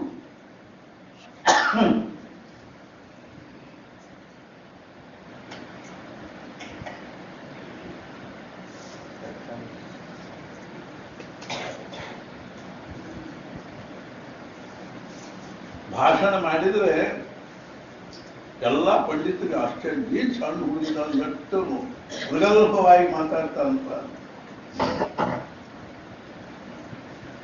ಆಮೇಲೆ ಅವರು ರಾಜ ಏನ್ ಮಾಡಿದ, 2 ಶಾಲು, ಬಂಗಾರದ ಕಡಗ ಎಲ್ಲ ಕೊಟ್ಟು ಸನ್ಮಾನ ಮಾಡಿದ. ಒಂದು ಬೆಳ್ಳಿ ತಾಟಿನ ತುಂಬ ಬೆಳ್ಳಿ ನಾಣ್ಯಗಳನ್ನು ಕೊಟ್ಟು ಸನ್ಮಾನ ಮಾಡಿದ. ಅವಾಗ ಅವರನ್ನೆಲ್ಲ ತೆಗೆದು ಅಲ್ಲಿ ಪಂಡಿತರಿಗೆಲ್ಲ ಹಂಚಿ ಮತ್ತೊಂದು ಪಂಜ ಉಟ್ಕೊಂಡು ಸುತ್ತಕೊಂಡು ಒಂದು ಪಂಜ ಹೊತ್ಕೊಂಡು, ನಾನು ಸದ್ಗುರು ಶೋಧ ಮಾಡಿ ಕೊಡ್ತೀನಿ, ಸದ್ಗುರುಗಳನ್ನು ನೋಡಿ ಕೊಡ್ತಿದ್ದೀನಿ, ಆದ್ರೆ ನನಗೆ ಇವೆಲ್ಲ ಬೇಡ ಅಂತ ಪ್ರಖರ ವೈರಾಗ್ಯ.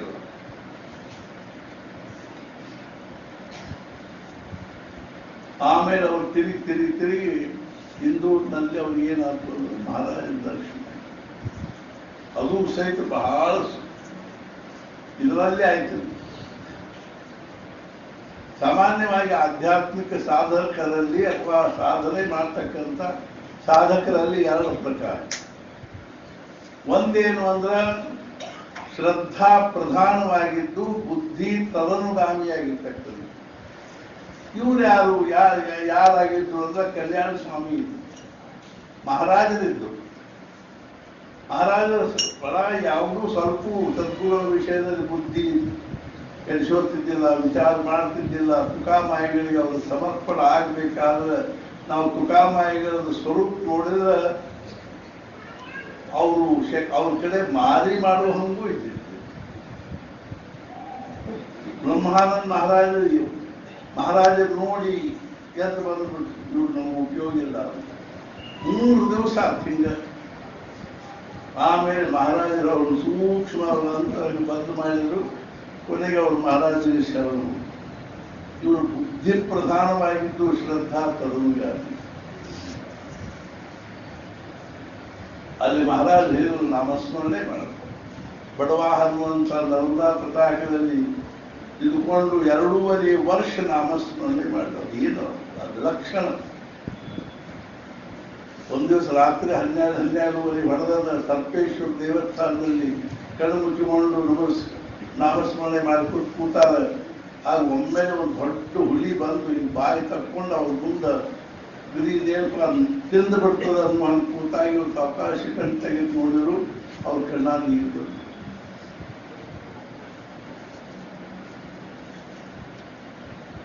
ಆವಾಗ ಅವರೊಂದು ತಾಯಿ ಬನಶಂಕರಿ, ನಾನು ಕ್ಷೇಮವಾಗಿದ್ದೀನೋ ಇಲ್ಲೋ ನೋಡೋದಕ್ಕಾಗಿ ತನಕ ಬಂದಿದ್ದೆ. ಆ ಹುಲಿ ಸುಮ್ಮನೆ ಅದಕ್ಕೆ ಹೋಗಿ ಒಂದು ದಿವಸ ಮುಂದೆ ಸ್ವಲ್ಪ ದಿವಸದಲ್ಲಿ ಅವ್ರ ಮೈ ತುಂಬ ಒಂದು 7-8 ಸರ್ಪ ಬಿಗಿದು ಒಂದು ಸರ್ಪ ಹಿಂಗೆ ಕುಟಿಗೆ ಬಿಗಿದು. ಸುಮ್ಮನೆ ಕೇಳಿಡುದ್ರಿ ಇದೆಲ್ಲ ಭಾಳ ತನಕ ಕೆಡ್ಸೋಬಾರ್ದು. ಮನ್ಯಾಗ ಒಂದು ಚೋಳು ಬಂದು ಎಷ್ಟು ಅದು ಬಟ್ ಆಗ್ತದೆ ಗೊತ್ತದ. ಮುಂಬೈಯಲ್ಲಿ ಒಂದು 7ನೇದು ಫ್ಲಾಟ್ನಲ್ಲಿ ಒಂದು ಇಲಿ ಮರಿ ಬಂದಿತ್ತು. ಸಣ್ಣ ಇಷ್ಟ ಇಲಿ. ಅವ ಗಂಡ ಸಣ್ಣಂತ ಫ್ಲಾಟ್ನಲ್ಲಿ ನಿಂತು ಹೆಂಡತಿಗೆ ಮಾರ್ತಿದ ಬಡಿಯೋದನ್ನು ಇಂಥ ಧೈರ್ಯ ಎಲ್ಲ ಗಂಡಂದು ಅಲ್ಲ. ಸುಮ್ಮನೆ ಎಲ್ಲೋ ಆಮೇಲೆ ಹುಲಿ ಶಿವ ನಾವು ಬಿಗದ್ರೆ ಶಾಂತ ಕೂತ್ಕೊಂಡಿ. ಮಹಾರಾಜ ನಿಮ್ಮ ಆಜ್ಞೆಯನುಸಾರವಾಗಿ ಕೊನೆ ಉಸಿರಿರೋ ತನಕ ನಾಮಸ್ಮರಣೆ ಮಾಡಿ ಕೊನೆ ಒಂದ್ಸಲ ಶ್ರೀರಾಮ್ ಜಯ ರಾಮ್ ಜಯ ಜಯ ರಾಮ್ ಅಂತ ಏನು ಬಿಗದು ಬಿಡೋದು. ಬಾಯಲ್ಲಿ ಅಂದ ಕೂಡಲೇ ಎಲ್ಲ ಹಾವು ಒಂದು ಕ್ಷಣಾರ್ಧದಲ್ಲಿ ಹಾವೆಲ್ಲ ಹೋದ್ರು. ಸರ್ಪೇಶ್ವರದಲ್ಲಿ ಸಾಕ್ಷಾತ್ ಮಹಾರಾಜ ಪ್ರಕಟ. ಆವಾಗ ಅವರು ಹೇಳಿದ್ರು ಬ್ರಹ್ಮಾನಂದ ಅಂದರು.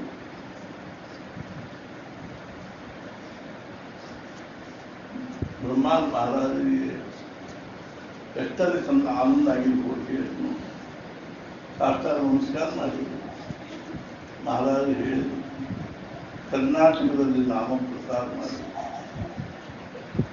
ಮುಂದೆ ಅವರು ನಿಧಾನವಾಗಿ ಮಹಾರಾಜರ ಆಜ್ಞೆಯನುಸಾರ ಸ್ವಲ್ಪ ಕುಂದಾವಳಿಯಲ್ಲಿತ್ತು. ಅಲ್ಲಿ ಕರ್ನಾಟಕದಲ್ಲಿ ಬಂದು ಅವ್ರಿಗೆ ಮೊದಲಿಂದಲೂ ಬೆಳಧಡಿ ಸಂಪರ್ಕ ಇತ್ತು. ಅವರು ಅರ್ಥಾತ್ ಮುಳ್ಕುಂದದಿಂದ ತಮ್ಮ ಗುರುಗಳಾಗಿರ್ತಕ್ಕಂಥ ಜಂತ್ರಿ ಶಾಸ್ತ್ರಿ ಅವ್ರ ಜೊತೆಗೆ ಅನೇಕ ಒಂದು ಈ ಕಾರ್ಯಕ್ರಮಗಳಿಗೆ ಬೆಳಧಡಿಗೂ ಬರ್ತಿದ್ರು. ಇನಾಮದಾರ ಮನೆಗಳಿಗೆ ಆವಾಗಿಂದಲೂ ಇನಾಮದಾರ ಕುಟುಂಬಕ್ಕೆ ಅವ್ರಿಗೆ ಪರಿಚಯ ಅಂತ ತಿಳ್ಕೊಂಡು ಬೆಳಧಡಿ ಬಂದರು. ಆವಾಗ ಅವ್ರ ಅವಸ್ಥಾನೂ ಬೇರೆ ಇತ್ತು. ಅವ್ರು ಉನ್ಮನಿ ಅವಸ್ಥಾ ಅಂತ ಉನ್ಮನಿ ಅವಸ್ಥಾನಲ್ಲಿತ್ತು. ಯಾವಾಗ ಏಕದಮ್ ಅರ್ಥಾತ್ ಏನು ಅಂದ್ರೆ ಶರೀರ ಕಾಷ್ಠವತ್ ಕಟಿಗೆಯಲ್ಲಿ ಆಗಿಬಿಡ್ತು.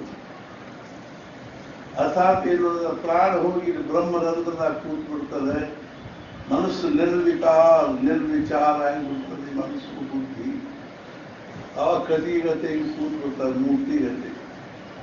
ತಾಸು 2 ತಾಸು 4 ತಾಸು 1 ದಿವಸ 2 ದಿವಸ ಹಿಂದೆ ಅವಾಗ ಬೆಳೆದಲ್ಲಿ ಒಬ್ಬ ದ್ವಾರಕಾಬಾಯಿ ಅನ್ನೋ ಹೆಣ್ಮಗ ಇದ್ದು ಆಕೆ ಬ್ರಹ್ಮಾನ್ ಮಹಾರಾಜರು ಅಲ್ಲಿ 2-3 ಕಡೆಗೆ ಏನಿರ್ಬೇಕಾಗಿತ್ತು ಅಲ್ಲಿ ಇದ್ದಿದ್ದಿಲ್ಲ ಅಂದ್ಕೊಳ್ಳಿ ಒಂದು ಇಬ್ಬರು ಹುಡುಗರು ಕರ್ಕೊಂಡು ಜೊತೆ ಕರ್ಕೊಂಡು ಅವ್ರು ಹುಡುಕೊಟ್ಟು ಹೋಗ್ಬೇಕು, ಯಾವುದೋ ಹೊಲದಲ್ಲಿ ಯಾವುದೋ ಹೊಲದ ಒಡ್ಡಿನ ಮೇಲೆ ಯಾವುದೋ ನ್ಯಾಯದಲ್ಲಿ ಎಲ್ಲಿ ಕೂತಲ್ಲಿ ಅವ್ರು ಉಣ್ಮನೆ ವಸ್ತ್ರ ಬರಬೇಕು. ಅವಾಗ ಅವ್ರು ಹೋಗಿ ಅವ್ರು ನಿಧಾನವಾಗಿ ಕರ್ಕೊಂಡು ಬಂದು ನದಿಶೋತ ಬಂದು ಅವರೆಲ್ಲ ಸ್ನಾನ ಪಾನ ಮಾಡಿಸಿ ಊಟ ಹೀಗೆಲ್ಲ ಮಾಡಿಸ್ತಾರೆ. ಹೀಗೆ 2.5 ವರ್ಷ ಉಣ್ಮನೆ ಅವಸ್ಥಾನ. ಅವಾಗ ಮಹಾರಾಜರು ಸಾಕಿಲ್ಲ, ಮನುಷ್ಯ ಅಂದ್ಕೊಂಡು ಅವನಿಗೆ ಸಾಕು, ಅವನಿಗೆ ಅಂತಂದು ಬೆಳಗಡಿಗೆ ಬಂದು 4 ಜನ ಶಿಷ್ಯರನ್ನು ಕರ್ಕೊಂಡು ಅವಾಗ ಆ ಬೆಳಗಡಿ ಮಂದಿರಕ್ಕೆ ಇಲ್ಲಿ ಬ್ರಹ್ಮಾನಂದ ಭುವ ಅಂತ ಇದ್ರೆ ಬ್ರಹ್ಮಾನಂದ ಅಂತ ಯಾರಿಲ್ಲ ಬಿಡ್ರಿ. ಅವಾಗ ಅವ್ರಿಗೆ ಬ್ರಹ್ಮಾನಂದ ಅಂತ ಯಾರಿಗೆ ಗೊತ್ತೇ ಇಲ್ಲ. ಓ ಮಹಾರಾಜನಿಗೆ ಅರ್ಥ ಇಲ್ಲಿ ಅನಂತ ಶಾಸ್ತ್ರ ಏನಿರ್ತಾವ ಪಾಪಲಿ ತಲೆ ಕೆಡಿಸ್ಕೊಂಡ್ಬಿಡ್ತಾರೆ. ಭಾಳ ಓದಿದ್ವಿ ಕಲಿ ಏನು ಚೀಸ ಆಗಲಿಲ್ಲ, ಏನೋ ಒಂದು ನಮೂನೆ ಮಾಡ್ತಾನೆ, ಬರೀ ಹುತ್ತರ ಇಟ್ಕೊಂಡು ಕೂತ್ಬಿಡ್ತಾನೆ. ಏನು ತಲೆ ಕೆಟ್ಟರು ದೆವ್ವ ಭೂತ ಹೊಡ್ಕೊಂಡವು ಒಂದು ಗೊತ್ತಾಗ್ಬರ್ತದೆ. ಮಹಾರಾಜ ಮನುಷ್ಯ ಅಂತೀವಿ, ದೆವ್ವ ಭೂತ ಅವಳು ಪಡ್ಕೊಂಡು ನಿಮಗೆ ಪಡ್ಕೊಂಡಾರೆ. ಕಲಿ ಅವ್ರು ಕೆಟ್ಟಿಲ್ಲ, ನಿಮ್ಮದು ಕೆಟ್ಟರು. ಕಲಿಗೆ ಎಲ್ಲಿದ್ದಾನೆ ನೋಡೋಣ, ಹೆಂಗಿದ್ದಾನೆ ಏನಿಲ್ಲ. ಆಟೋಕ್ಕೆ ಒಂದು ಹುಡುಗ ಓಡ್ಕೊತ ಹೋಗಿ ಅಲ್ಲಿ ಕರೆಮ್ಮನ ಗುಡಿಯಾಗ ಉಣ್ಮನೆ ವಸ್ತ್ರದಲ್ಲಿ ಕೂತಿದ್ರು. ಹೆಂಗೆ ಕೂತಿರ್ತಾರೋ ಹಂಗೆ. ಅವಾಗ ಒಮ್ಮೆಲೆ ಆ ಹುಡುಗ ಹೋಗಿ ಭಟ್ರ ಅಂತ ಓದಿಲ್ಲ. ಅವರೇನು ಅವಸ್ಥಾ ಕೇಳೋ ಪರಿಸ್ಥಿತಿ ಇದ್ದಿದ್ದಿಲ್ಲ. ಗೋಂದಾವಲಿ ಅಂತರಿ ಬ್ರಹ್ಮ ಚೈತನ್ಯ ಅಂತ ಯಾರೋ ಬಂದಾರ್ರಿ ಅಂತಂದ. ಎಂತ ಬಿಟ್ಟು ಗೋಂದಾವಲಿ ಬ್ರಹ್ಮ ಚೈತನ್ಯ ಹೆಸರು ಕಿವಿ ಮ್ಯಾಲ ಬಿದ್ದು ಕೂಡ ತಟ್ಟ ಎದ್ದು ಓಡ್ಕೋತ ಬಂದ್ರೆ ಕಂಟಿ ಪಂಟಿ 1 ಲಕ್ಷದವ ಓಡ್ಕೋತ ಬಂದು ನೋಡಿದ್ರು.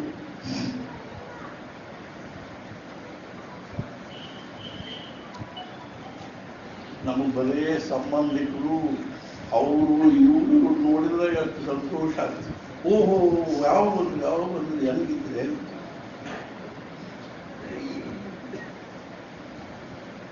ಮಿತ್ರ ಪ್ಯಾಟ್ಯಾಗ ಭೇಟಿ ಆದ್ರು. ಏನು ಒಟ್ಟ ಮನೆ ಕಡೆಗೆ ಬರಾಗಿರಪ್ಪ ನೀನು ಅಂತ ಬರ್ತಿತ್ತು. ನಾಡ್ರಿ ಮನೆ ಕಡೆ ಹೋದ ಚಾಪ ಹಾಕೊಂಡು ಸ್ವಲ್ಪ ಹೊತ್ತು ಮಾತಾಡಿ ಮಾರ ಹಿಂಗೆ ಮಾಡಬಾರ್ದು ಸರಿ. ಅದು ನೀವು ಒಬ್ಬನ ಬಂದ್ಬಿಡ್ತೀರ, ಇದು ಹೆಂಡತಿ ಕರ್ಕೊಂಡ್ಬರ್ಬಾರ್ದು, ಮುಂದಿನ ವಾರ ಕರ್ಕೊಂಡ್ಬಿಡ್ತೀನಿ. ಮತ್ತು ಮುಂದಿನ ವಾರ ಮರುವಾರ ಏನು ಮಾಡಿದ್ರೆ ಹೆಂಡತಿ ಕರ್ಕೊಂಡು ಕೂತರು ಮಾತಾಡಿದ್ರು ಎಲ್ಲ. ಇಬ್ಬರು ಹೋಗ್ತೀವಿ. ಅದು ಮಕ್ಕಳನ್ನ ಪಾಪ ಮನೆಯಾಗಿರ್ತಾರೆ, ನೀವು ಇಬ್ಬರು ಬರ್ತೀವಿ, ಮುಂದಿನ ವಾರ ಕರ್ಕೊಂಡ್ಬರ್ತೀನಿ. ಮತ್ತು ಮರುವಾರ 2 ಹುಡುಗರು ಕರ್ಕೊಂಡು ಗಂಡ ಹೆಂಡತಿ ಒಳಗೆ ಹಿಂಗೆ ಮಾಡಿರ್ತೀರಿ. ಏನು ಮಾಡೋದಿಲ್ಲ, ಚಲೋ ಅಪ್ಪ ಬಂದು ಎಲ್ಲರೂ ಬಂದು ಚಲೋ ಅಪ್ಪ ಮಕ್ಕಳು ಯಾವಾಗ ಬೇಕಾಗಿ.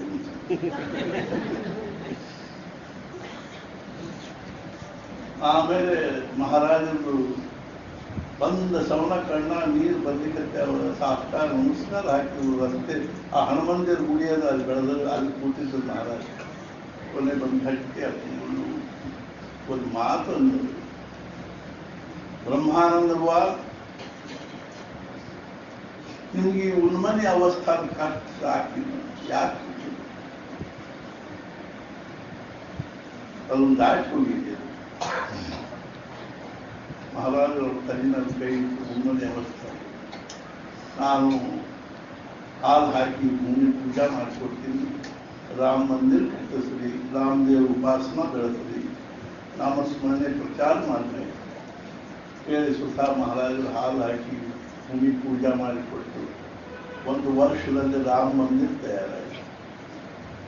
ಮಹಾರಾಜರು ಒಂದು ಪ್ರತಿಷ್ಠಾಪನಾ ಮಾಡಿದ್ರು. ಏನು ಅತ್ಯಂತ ವೈಭವದಿಂದ ಒಂದು ಮಹಾರಾಜರು. ಆಮೇಲೆ ಬ್ರಹ್ಮಾನಂದ ಮಹಾರಾಜ ಎಲ್ಲ ಕಡೆಗೂ ಅಡ್ಡಾಡಿ ರಾಮನಾಮದ ಪ್ರಸಾರ ಮಾಡಲಿಕ್ಕೆ ಮುಂದೆ 3 ಊರುಗಳಲ್ಲಿ ನರಪುರ, ರಥಪುರ, ವೇಣುಪುರದಲ್ಲಿ ನಾಮಯಜ್ಞವನ್ನು ನರಗುಂದ, ತೀರ್ಥದಾಳ ಮತ್ತು ಬಿದರಳ್ಳಿಗಳಲ್ಲಿ 13 ಕೋಟಿ ಜಪ ತಾವ ಸ್ವತಃ ನಿಂತುಕೊಂಡು ಬಂದವರಿಗೆಲ್ಲ ಊಟ ಉಪಚಾರದ ಎಲ್ಲ ವ್ಯವಸ್ಥೆ ಮಾಡಿ ಅವ್ರ ಕಡೆಯಿಂದ ಜಪ ಮಾಡಿಸಿ ಸುಮಾರು 1.5 ವರ್ಷಗಳಲ್ಲಿ ಜಪ ಅದು. ಮೊದಲೇದಾಗಿ ಬಿದರಳ್ಳಿಯಲ್ಲಿ ಸಾಂಗತ ಮಾಡಿ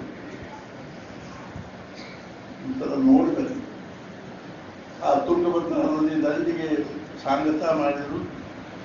ಮೊನ್ನೆ 100 ಜನ ಅಶ್ವತ್ಥಪುರದ ಅಡಿಗೆ ಅವರು 24 ತಾಸು ಅಡಿಗೆ ಮಾಡಿದ್ರು.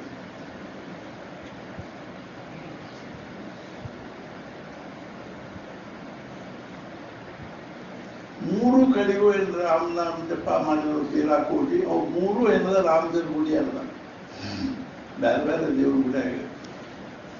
ಅದಕ್ಕೇನು ಸಂಬಂಧ ಇಲ್ಲ. ನೀವು ಯಾವ ಬೇಕಾದ ಗುಡಿಯಾಗ ಕೂತು ನಾಮಸ್ಮರಣೆ ಮಾಡಿದ ಆ ದೇವರೇ ನಮ್ಮ ಹೊರಗೆ ಹಾಕುವುದಿಲ್ಲ ಮತ್ತು ನಮ್ಮ ಬಗ್ಗೆ ನಾವು ಸೀಟಿಗೆ ಹೇಳುವುದಿಲ್ಲ. ನಾನು ಗುಡಿಯಾಗ ಕೂತು ಇದ್ಯಾಕೆ ಮಾಡಿ, ಅವೆಲ್ಲ ನಮ್ಮ ಮಹಾನ್ ಗುಣಗಳು.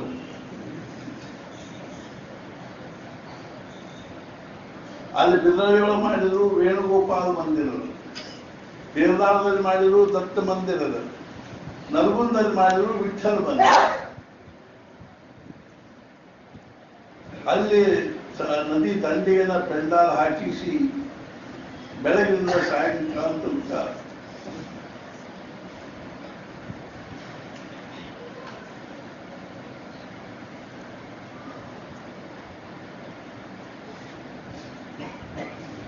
ಬಹಳ ದೊಡ್ಡ ಪ್ರಮಾಣದಲ್ಲಿ ನಮ್ಮ ಭೂತವನ್ನು ಭವಿಷ್ಯವನ್ನು ಹಾಗೆ ಅನ್ನದಾನ ಮಾಡಿ ಮಹಾರಾಜರು ಹೋಗಿದ್ದಾರೆ.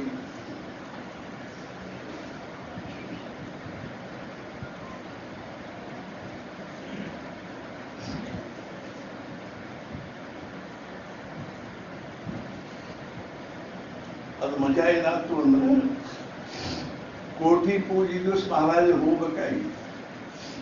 ಅದು ಹೋಗಲಿಲ್ಲ. ತಲಾಂಕ ಕೋಠಿ ಪೂಜೆ ಆಗ್ಬೇಕಾಗಿತ್ತು. ಆವಾಗ ಬ್ರಹ್ಮಾನಂದ ಮಹಾರಾಜ ಅಲ್ಲೇ ಒಂದು ಇದು ಇತ್ತಲ್ಲಿ ಪೌಳ ಇದ್ದಂಗಿತ್ತು. ಅಲ್ಲೇ ಒಂದು ಕಂಬದ ಮೇಲೆ ಮಹಾರಾಜರ ಚಿತ್ರ ಬಿಡಿಸಿರ್ತ. ಅವರ ಒಂದು ಕಲ್ಲಿನ ಚೂಳ ಮೇಲಿಂದ ಚಿತ್ರ ಬಿಡಿಸಿ ಆ ಮಹಾರಾಜರ ಅಧಿಷ್ಠಾನ ಅನ್ನೋ ಭಾವನೆಯಿಂದ ಅಲ್ಲಿ ಪೂಜೆ ಮಾಡಿ ಕೋಟಿ ಪೂಜೆ ಮಾಡಿ ಮುಂದೆ 2 ದಿವಸ ಇತ್ತು. ನಮ್ಮಲ್ಲಿ ಒಂದು 4 ದಿವಸ ಇದ್ದರಲ್ಲಿ ಅಲ್ಲಿ ಮಾಡ್ತೀವಿ. ಅವಾಗ ಆರಾಮ್ ಇದ್ದಿದ್ರು ಒಟ್ಟಾರೆ. ಅವಾಗ ಬಂದಾಗನ ಅವ್ರು ಹೆಬ್ಬಳ್ಳಿ ಬಂದು 1909ರಲ್ಲಿ ಬಿದರಳ್ಳಿ ಒಳಗೆ ಏನಾಯಿತು, ಅವಾಗಿನ ಧಾರವಾಡ ಹುಬ್ಬಳ್ಳಿ ಒಳಗೆ ರಾಮದೇವ ಪ್ರತಿಷ್ಠಾಪನೆ ಆಯಿತು. ಕುರ್ತಕೋಟೆ ಒಳಗೂ ಮಾರುತಿ ಪ್ರತಿಷ್ಠಾಪನಾ ಆಯಿತು. ಹೆಬ್ಬಳ್ಳಿ ಬಂದು ಪಾಲುಕಾ ಸ್ಥಾಪನೆ ಮಾಡಿ ಇಲ್ಲಿ ಪಾಲುಕಾ ಸ್ಥಾಪನೆ ಆಗುವುದು 1909 ಏಪ್ರಿಲ್ 2ನೇ ತಾರೀಕು ಚೈತ್ರ ಶುಕ್ಲ ದ್ವಾದಶಿ. ಅಲ್ಲಿಂದ ಹಾಕಿದಲ್ಲಿ ಬೆಳದಳ್ಳಿ ಗದಗಿನಲ್ಲಿ ಇದು ಮಾಡಿ ಆಮೇಲೆ ಹನುಮ ಜಯಂತಿ ಬೆಳದಳ್ಳಿಯಲ್ಲಿ ಮಾಡಿಕೊಂಡು ಮಹಾರಾಜರು ಮುಂದೆ ಅವ್ರು ಏನ್ ಮಾಡಿದ್ರು ಅಂದ್ರೆ ನರಗುಂದಲ್ಲಿ ಮಾಡಿ 1901ನೇ ಇಸ್ವಿಯಲ್ಲಿ ಗುಂಡಾವಲಿಗೆ ಹೋದವರು 1901ನೇ ಇಸ್ವಿಯಲ್ಲಿ ಡೈರೆಕ್ಟ್ ನರಗುಂದಕ್ಕೆ ಬಂದರು. ಅಲ್ಲಿ ಜನರೆಲ್ಲ ಕೇಳಿದ್ರು. ಅವರೆಲ್ಲರೂ ಹೆಂಗೆ ಹೇಳುದು, ನಾವು ಆದರೂ ಸಹಿತ ನಮ್ಗೆ ಬಹಳ ಕಳಕಳಿ ಅದ, ನೀವು ಮಾಡಬೇಕು ಅಂತಂದು ಅವ್ರು ಬಹಳ ಉತ್ಸಾಹದಿಂದ ಅಲ್ಲಿ ನರಗುಂದಲ್ಲಿ ವಿಠ್ಠಲ ಮಂದಿರದಲ್ಲಿ ಆಯಿತು. ಅದಾದ ಬಳಿಕ ತೀರ್ಥದಾಳದಲ್ಲಿ ಅಥವಾ ಅಲ್ಲಿ ಮಹಾರಾಜರು ಹೋಗ್ಲಿಕ್ಕಾಗಲಿ 12ನೇ ಇಸ್ವಿಯಲ್ಲಿ ಆಯಿತು. ಮೊದ್ಲೇಕ ಬಿದರಳ್ಳಿ ಒಳಗ 1909ರಲ್ಲಿ ಆಯ್ತು. ನರಗುಂದಲ್ಲಿ ಮುಂಚೆ ಆಗಿತ್ತು 1901ನೇ ಇಸ್ವಿಯಲ್ಲಿ. ಅದಾದ್ಮೇಲೆ ಬಿದರಳ್ಳಿಯಲ್ಲಿ ಆಯ್ತು. ಆಮೇಲೆ 12ನೇ ಇಸ್ವಿಯಲ್ಲಿ ತೀರ್ಥದಾಳಕ್ಕೆ ಹೋಗ್ಲಿಕ್ಕೆ ಆಗಲಿಲ್ಲ ಅವರಿಗೆ. ಅಲ್ಲೂ ಆಯ್ತು. ಈ ರೀತಿಯಾಗಿ ಅನೇಕ ಕಡೆಗೆ ಇದನ್ನು ಮಾಡಿ ಕೂಡಲೇ ಎಲ್ಲ ಅನೇಕ ಕಡೆಗೆ ರಾಮನಾಮದ ಪ್ರಚಾರ ಸಪ್ತಾಹ ಮಾಡ್ತೀವಿ. 7 ದಿವಸ ಅಖಂಡ ನಾಮಸ್ಮರಣೆ, ಭಜನೆ, ಸತ್ಸಂಗ, ಸಮೃದ್ಧವಾಗಿ ಅನ್ನದಾನ, ಬ್ರಾಹ್ಮಣ ಭೋಜನ ಇತ್ಯಾದಿಗಳು ನಡೀತಾ ಇತ್ತು. ಅದೇ ರೀತಿ ದಳಧರಿಗಳು ಮಾಡಿದ್ರು, ಛಬ್ಬಿಯೊಳಗೆ ಮಾಡಿದ್ರು, ಯಜವಾಡದಲ್ಲಿ ಮಾಡಿದ್ರು, ಈಗ ಅನೇಕ ಕಡೆ ಮಾಡಿದ್ರು. ಆಮೇಲೆ ಮಹಾರಾಜರು 13ನೇ ಇಸ್ವಿಯಲ್ಲಿ ದೇಹ ಬಿಟ್ಟು ಕೂಡ ಬ್ರಹ್ಮಾನಂದ ಮಹಾರಾಜರು ಬಹಳ ಒಂದು ಶಾಪ. ಮುಂದೆ ಅವ್ರಿಗೆ 3 ದಿವಸ ಎಲ್ಲಿ ಗಪ್ಪಾದ್ರೂ ಗಪ್ಪಾಗಿತ್ತು. ಮಹಾರಾಜರಿಗೆ ಹೋಲಿಕ್ಕೆ ಆಗಲಿಲ್ಲ ಅವರು. ಆಮೇಲೆ ಮಹಾರಾಜರೆಲ್ಲ ಮುಗಿಸ್ಕೊಂಡು ಬಂದು ಆಮೇಲೆ ಅಲ್ಲಿ ಸಮಾಧಿ ಕಟ್ಟು ಬಗ್ಗೆ ಮುಂದೊಂದು ವರ್ಷಕ್ಕೆ 14ನೇ ಇಸ್ವಿ ಸಮಾಧಿ ಕಟ್ಟು ಬಗ್ಗೆ ಎಲ್ಲಿ ಕಟ್ಟಬೇಕು, ಹೆಂಗೆ ಕಟ್ಟಬೇಕು, ಏನು ಸಂಸ್ಕಾರ ಮಾತ್ರ ಗೋಶಾಲದಲ್ಲಿ ಆಗಿದೆ. ಅಗ್ನಿಸ್ಪರ್ಶ ಮಹಾರಾಜರು ಅವಾಗ ಅವರೆಲ್ಲರೂ ವಿಶ್ವ ಟ್ರಸ್ಟಿಗಳು ಎಲ್ಲ ಬ್ರಹ್ಮಾನಂದ ಮಹಾರಾಜರು ಹೋಗಿ ಇವರು ಟ್ರಸ್ಟಿಗಳಿದ್ರು, ಇವ್ರನ್ನೂ ಟ್ರಸ್ಟಿ ಮಾಡಿದ್ರು. 1 ವರ್ಷ ಮಾಡಿ ಬಿಟ್ಬಿಟ್ಟು ನಾ ಭಾಳ ದೂರ ಆಗ್ತದೆ ಬರಲಿಕ್ಕೆ. ವಾಪಸ್ ಬೆಳಗಾಂಕರ್ ಅವರು ಎಲ್ಲರೂ ಸಜ್ಜನಗಳಿಗೆ ಹೋದಾಗ ಎಲ್ಲರೂ ಕೆಳಗೆ ಸರ್ವತ್ರ ದರ್ಶನ ಮಾಡ್ಲಿಕ್ಕೆ ಹೋದಾಗ ಎಲ್ಲ ತಲೆ ಒಮ್ಮೆಲೆ ಬಂತೇನು ಅಂದ್ರೆ ಮಹಾರಾಜರು ಹಿಂಗ ಕಟ್ಟಬೇಕು ಬರೀ ಎಲ್ಲರೂ ಮಾತಾಡಿ ನನಗೂ ಹಂಗೆ ಆಗುತ್ತೆ ಅಂದ್ಕೊಳ್ಳಿ ಕೊನೆಗೆ ಹಂಗೆ ನಿರ್ಣಯ ಮಾಡಿದ್ರು. ಕೆಳಗೆ ಈಗ ನೆಲಮನೆಯಾಗಿ ಸಮಾಧಿ ಮಾಡೋದು. ಮಹಾರಾಜರಲ್ಲಿ 2 ವೈಶಿಷ್ಟ್ಯ ಇತ್ತು. ಒಂದೇನು ಅಂದ್ರೆ ಗೋವುಗಳ ಬಗ್ಗೆ ಬಹಳ ಪ್ರೇಮ ಇತ್ತು. ದೇಹ ಬಿಡಬೇಕಾದ್ರೆ ಮುನ್ನಾ ದಿವಸ ಮಹಾರಾಜರು ಗೋಶಾಲಕ್ಕೆ ಹೋಗಿ ಅಲ್ಲಿ ಒಬ್ಬರು ಅಭ್ಯಂಕರನ್ನು ಅವರು ಗೋಸೇವಾ ಮಾಡಿಕೊಂಡಿದ್ರು. ಮಹಾರಾಜರು ಬಂದ್ಕೊಳ್ಳಿ ಬರಕ್ಕೆ ಒಂದು ಸ್ವಲ್ಪ ಕೆಳಗೆ ತಗೊಂಡು ಸಾರಿಸಿ ರಂಗೋಲಿ ಹಾಕಿ ಕುರ್ಚಿ ಇಟ್ಟು ಮಹಾರಾಜರು ಕೂರಿಸಿದ್ರು. ಮಹಾರಾಜರು ಹೇಳಿದ್ರು, ನೋಡಲ್ಲಿ ಎಷ್ಟು ಮೇವು ಬಿದ್ದ ಅಂದ್ರೆ ಹುಳು ಬಿದ್ದ ನೀರು ಹಾಕ್ತಿದ್ದಲ್ಲ ಅವ್ರಿಗೆ ಎಲ್ಲರೂ ಹೇಳಿದ್ರು. ಅಭ್ಯಂಕರ್ ಹೇಳಿದ್ರು, ನೀವು ನೋಡ್ಕೊಂಡಿರ್ಪ ಕಲ್ಯಾಣ ಆಯ್ತು. ಆಮೇಲೆ ಕೊನೆಗೆ ಬರೋ ಮುಂದೆ ಈ ಪಾಲಕ ಇಲ್ಲೇ ಇಟ್ಟಿರು, ನಾನು ಇಲ್ಲೇ ಬಂದು ಇರಾಮಿದ್ದೀನಿ ಅಂತ. ಅವ್ನಿಗೆ ಏನು ಅರ್ಥ ಆಗಲಿಲ್ಲ. ಬಹಳ ಸಲ ಮಹಾರಾಜ ಗೋಶಾಲದಲ್ಲಿ ಅಡಿಗೆ ಮಾಡಿಸ್ತಿದ್ರು, ಊಟ ಮಾಡಿಸ್ತಿದ್ರು. ಎಷ್ಟೋ ಮಂದಿ ಜೈನವ್ರಿಗೆ ಗೋ ಸೇವಾ ಮಾಡಲಿ ಅಂತ ಹೇಳ್ತಿದ್ರು. ನಾವು ಕಲ್ಪನಾ ಇಲ್ರಿ ಖರೆ ಸಾಕಷ್ಟು ಸಂಶೋಧನೆ ಮಾಡ್ಲಿಕ್ಕೆ. ಆದ್ರೆ ಎಷ್ಟೋ ರೋಗಗಳು ಹೆಂಗೆ ಹೋದ ಗೋಶಾಲದ ವಾತಾವರಣದಿಂದಲೇ ಆರಾಮಾಗ್ತದೆ. ನಮ್ಗೆ AC ಒಳಗಿದ್ದು ಬರೀ ಇವ್ರು ಸೆಗಣಿ ವಾಸನೆ, ಗೋಮೂತ್ರ ವಾಸನೆ ಬಂದು ತೆತ್ತೆ ಅಂತೀವಿ. ಅದು ಎಷ್ಟು ಪವಿತ್ರ ಇರ್ತದ ಅನ್ನೋ ಕಲ್ಪನಾ ಇದೆ. ಪಾವಿತ್ರತೆ ಬೇರೆ, ಶುದ್ಧತೆ ಬೇರೆ. ಪವಿತ್ರವಾಗಿರ್ತಕ್ಕಂಥದ್ದು ಶುದ್ಧ ಇದ್ದೇ ಇರ್ತದೆ. ಶುದ್ಧವಾಗಿರೋ ಪವಿತ್ರತೆ ಅಂತ ಹೇಳಿ ಡಿಸ್ಟಿಲ್ಡ್ ವಾಟರ್ ಅಂತಿದ್ರು ಸಹಿತ ಗಂಗಾಜಲ ಇರ್ತದೆ. ಡಿಸ್ಟಿಲ್ಡ್ ವಾಟರ್ ಆಮೇಲೆ ಬಂದು ಮರುದಿವಸ ದೇಹ ಬಿಟ್ಟರು ಮಹಾರಾಜರು. ಬಹಳ ದೊಡ್ಡ ವೈಶಿಷ್ಟ್ಯ ಮಹಾರಾಜರು ನಾ ಹೇಳ್ತಿದ್ದೆ ಮೊದಲೇ ಪ್ರಾರಂಭದಲ್ಲಿ. ಪ್ರೊಫೆಸರ್ ಬಂದಾಗ ನಾನು ಬೃಂದಾವನೆಯಲ್ಲಿನ ಶಾಲೆ ಹೋಗಿಲ್ಲ, ಕಾಲೇಜ್ ಗಿಲೇಜ್ ಗೊತ್ತಾಗುವುದಿಲ್ಲ. ಆದ್ರೆ ನಾನು ಒಂದು ಬೃಂದಾವನೆಯಲ್ಲಿ ಶಾಲೆ ತೆಗೆದಿದ್ದೀನಿ. ಮಹಾರಾಜಕ್ಕೆ ನೀವು ಯಾವ ಶಾಲೆ ತೆಗೆದಿರಿ? ಅವಾಗ ಅವ್ರು ಹೇಳಿದ್ರು, ನನ್ನ ನಿಮ್ಮ ಶಾಲೆಯಾಗ ಏನು ಕಲಿಸ್ತೀರಿ ಅಂತ. ಮಹಾರಾಜ್ ಹೇಳಿದ್ರು, ನನ್ನ ಶಾಲೆಯಾಗ ನಾನು ಸಾಯ್ಲಿಕ್ಕೆ ಕಲಿಸ್ತೀನಿ. ನಾವು ಸಾಯೋ ತಯಾರಿನ ಮಾಡಿರ್ತೀವಿ ಹುಟ್ಟಿದಾದ್ರಿಂದ ಕೊನೆಯವರೆಗೂ. ಇಲ್ಲಿ ಮೃತ್ಯು ಲೋಕ ಅಂತ ಜನ್ಮಲೋಕ ಅನ್ನೋದಲ್ಲಿರುತ್ತೆ. ಮೃತ್ಯು ಒಂದ ಖರೆ ಇಲ್ಲಿ. ಜನ್ಮಲೋಕ ಯಾಕೆ ಅನ್ನಂಗಿಲ್ರಿ? ಎಷ್ಟೋ ಮಂದಿ ಹುಟ್ಟಿ ಬರಂಗೇ ಇಲ್ಲ, ಮುಕ್ತರಾಗಿ ಬಿಡ್ತಾರೆ. ಆದ್ರೆ ಹುಟ್ಟಿ ಬಂದವರು ಅಷ್ಟೂ ದೇಹ ಬಿಡಬೇಕಾಗಿ ಬರ್ತದೆ ಅನ್ನೋದು. ಕೃಷ್ಣ ಸಹಿತ ದೇಹ ಬಿಟ್ಟ, ರಾಮ ದೇಹ ಬಿಟ್ಟು ಸೂಕ್ಷ್ಮವಾಗಿ. ಇಲ್ಲಿ ದೇಹ ಬಿಡೋದನ್ನೇ ಏನದು ಅಂದ್ರೆ ಈ ಲೋಕದ ಧರ್ಮ.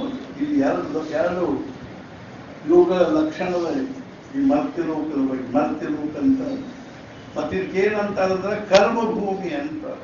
ಇಲ್ಲಿ ಕರ್ಮ ಮಾಡೇನೆ ನಾವು ಉದ್ಧಾರ ಆಗಲಿಕ್ಕೆ. ಇಲ್ಲಿ ಕರ್ಮ ಮಾಡೋದು ಹೊರತು ಏನೇನು ಸಿಗುವುದಿಲ್ಲ. ಈ ಜಗತ್ತಿನೊಳಗೆ ಒಳಗೆ ತೊಟ್ಟು ಸಿಗುವುದಿಲ್ಲ. ಅರ್ಥಾತ್ ಏನು ಅಂದ್ರೆ ಸತ್ಪುರುಷರು ಎಷ್ಟು ಕರ್ಮ ಮಾಡ್ತಾರೆ, ಎಷ್ಟು ಅರ್ಥಾತ್ ಕರ್ಮನ ಜಪಾನು ಬಂತು, ಉಪಾಸನೆ ಬಂತು, ನಾಮಸ್ಮರಣೆ ಬಂತು, ಅಧ್ಯಯನ ಬಂತು, ಚಿಂತನೆ ಬಂತು, ಅನುಸಂಧಾನ ಬಂತು, ಪೂಜಾ ಪಾಠ, ಭಕ್ತರಿಗೆ ಅಡಿಗೆ ಮಾಡಿ ಊಟಕ್ಕೆ ಹಾಕೋದು ಎಲ್ಲಾನು ಕರ್ಮ. ನಮ್ಮ ಪಾಲಿ ಬಂದಿರೋ ಕರ್ಮ. ಅರ್ಥಾತ್ ಏನು ಅಂದ್ರೆ ಕುರ್ವನ್ನೇವೇಹ ಕರ್ಮಾನಿ ದಿದಿವಿಷೇ ಶತ ಕರ್ಮ ಅನ್ಕೋತನ 100 ವರ್ಷ ಇರೋ ಭಾವನಾ ಮಾಡಿ ಕರ್ಮ ಮಾಡಿ ನಡೀತದೆ. ಇಲ್ಲಿ ಕರ್ಮ ಅನ್ನುವಂಥದ್ದು ಅನಿವಾರ್ಯವಾಗಿದೆ. ಆದ್ರಿಂದ ಒಂದ್ ಕಡೆ ಹೇಳ್ತಾರೆ, saints have a past and sinners have a future. ಸತ್ಪುರುಷರ ಭೂತಕಾಲದ್ದು ಬಹಳ ದೊಡ್ಡ ಡೆಪಾಸಿಟ್ ಅದು ಇರ್ತದೆ. ಹಿಂಗಾಗಿ ಅವ್ರು ಆ ಡೆಪಾಸಿಟ್ ಮೇಲೇನೆ ಆನಂದವಾಗಿದ್ದು ಕರೀತಾರೆ. ಏನೇನು ಇಲ್ಲ ನಮ್ಮ ಡೆಪಾಸಿಟ್.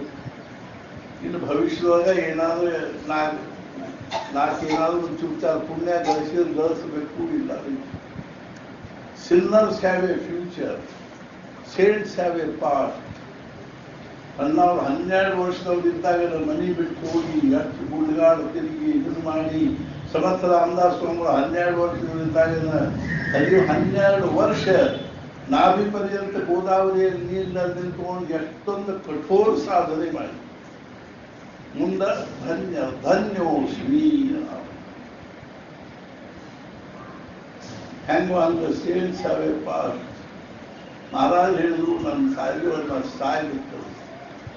ಹೆಂಗ್ ಸಾಯ್ಲಿಕ್ಕೆ ಬರ್ಬೇಕು? ಹಂಗಾರ ಹಿಂಗ ಸಾಯ್ಲಿಕ್ಕೆ ಬರ್ಬೇಕಲ್ಲ, ಹಿಂಗ ಸಾಯ್ಲಿಕ್ಕೆ ಬರ್ಬೇಕಲ್ಲ, ತಿರುಗಿ ಎಂದೂ ಸತ್ತಿರ್ಬಾರ್ದು. ಹಂಗ ಸಾಯ್ಲಿ. ಜೀವನದ ಒಂದು ರಿಸಲ್ಟ್ ಯಾವುದು ಅಂದ್ರೆ ಮರಣ. ಸಂತರನ್ನ ಶರಣರನ್ನ ಮರಣದಲ್ಲಿ ನೋಡಬೇಕು. ಹೆಂಗೆ ಸಾಯ್ತಾರ ಅನ್ನೋದ್ರ ಮೇಲಿಂದ ಅವ್ರ ಜೀವನದಲ್ಲಿ ಏನ್ ಸಾಧನೆ ಮಾಡಿದ ಅನ್ನೋದು ಗೊತ್ತಾಗ. ಹೆಂಗ್ ಸಾಯ್ಬೇಕ್ರೆ ಶಾಂತವಾಗಿ ಸಮಾಧಾನದಿಂದ ಯಾವುದು ಮನುಷ್ಯನಾಗ ಚಿಂತಿಲ್ಲ, ಕಾಳಜಿ ಇಲ್ಲ, ಭಯ ಇಲ್ಲ, ಉದ್ವೇಗ ಇಲ್ಲ, ಅಶಾಂತಿ ಇಲ್ಲ, ಅಸಮಾಧಾನ ಇಲ್ಲ. ಇಂಥದ್ದು ಆಗ್ಬೇಕಾಗಿತ್ತಲ್ಪ ಅನ್ನಂಗಿಲ್ಲ, ಇಂಥದ್ದು ಬಿಡಬೇಕಾಗಿತ್ತು ಅನ್ನುವಂಥದ್ದಿಲ್ಲ, ಏನೇನೂ ಇಲ್ಲ. ಮಹಾರಾಜರಿಗೆ ಬಡು ಮುಂದೆ ರಾಮದೇವ್ರ ನಾಳೆ ಪೂಜೆ ಹೆಂಗ ಅನ್ನೋದನ್ನ ಸಹಿತ ಅವ್ರು ವಿಚಾರ ಮಾಡಲಿಲ್ಲ. ಈಗ ನಾವೆಲ್ಲ ಮಕ್ಕಳು ಮೊಮ್ಮಕ್ಕಳ ತನಕ ಎಲ್ಲ ತಯಾರಿ ಮಾಡಿಟ್ಟು ಅದನ್ನೆಲ್ಲ ಪದ್ಧತಿ ಸೀರೆ ಮುಂದೆ ಅವ್ರ ಭವಿಷ್ಯ ಅವ್ರು ಬದುಕಿರೋ ತನಕ ಹೆಂಗೆ ಸುಖವಾಗಿರ್ತಾರೆ ಅನ್ನೋದನ್ನೆಲ್ಲ ನಾವು ರೂಪರೇಷ ತಯಾರು ಮಾಡಿ ಸಾಯ್ಬೇಕಂತ.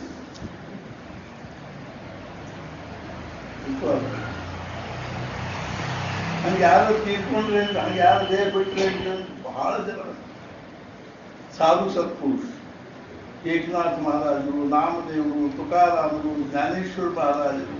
ಜ್ಞಾನೇಶ್ವರ ಮಹಾರಾಜ ದೇಹ ಬಿಟ್ಟು ಅದ್ಭುತವಾಗಿ ಅದೇ 22 ವರ್ಷ ಅವ್ರಿಗೆ ಕಲ್ಪನಾ ಮಾಡಿದ್ರು.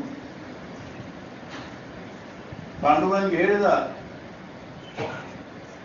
ಉತ್ತರ ಭಾರತೀಯ ಹತ್ರ ಎಲ್ಲ ಮುಗಿಸ್ಕೊಂಡ್ಬಂದು ನಾಮದೇವ ಜ್ಞಾನೇಶ್ವರ ಎಲ್ಲರೂ ಮುಗಿಸ್ಕೊಂಡ್ಬಂದು ಪಂಡರ್ಪುರ ಸ್ವಂತ ಕೂಡಲೇ ಪಾಂಡುರಂಗೆ ಹೇಳಿದ, ಜ್ಞಾನೋಬ ಇನ್ನು ನೀನು ಸಮಾಧಿ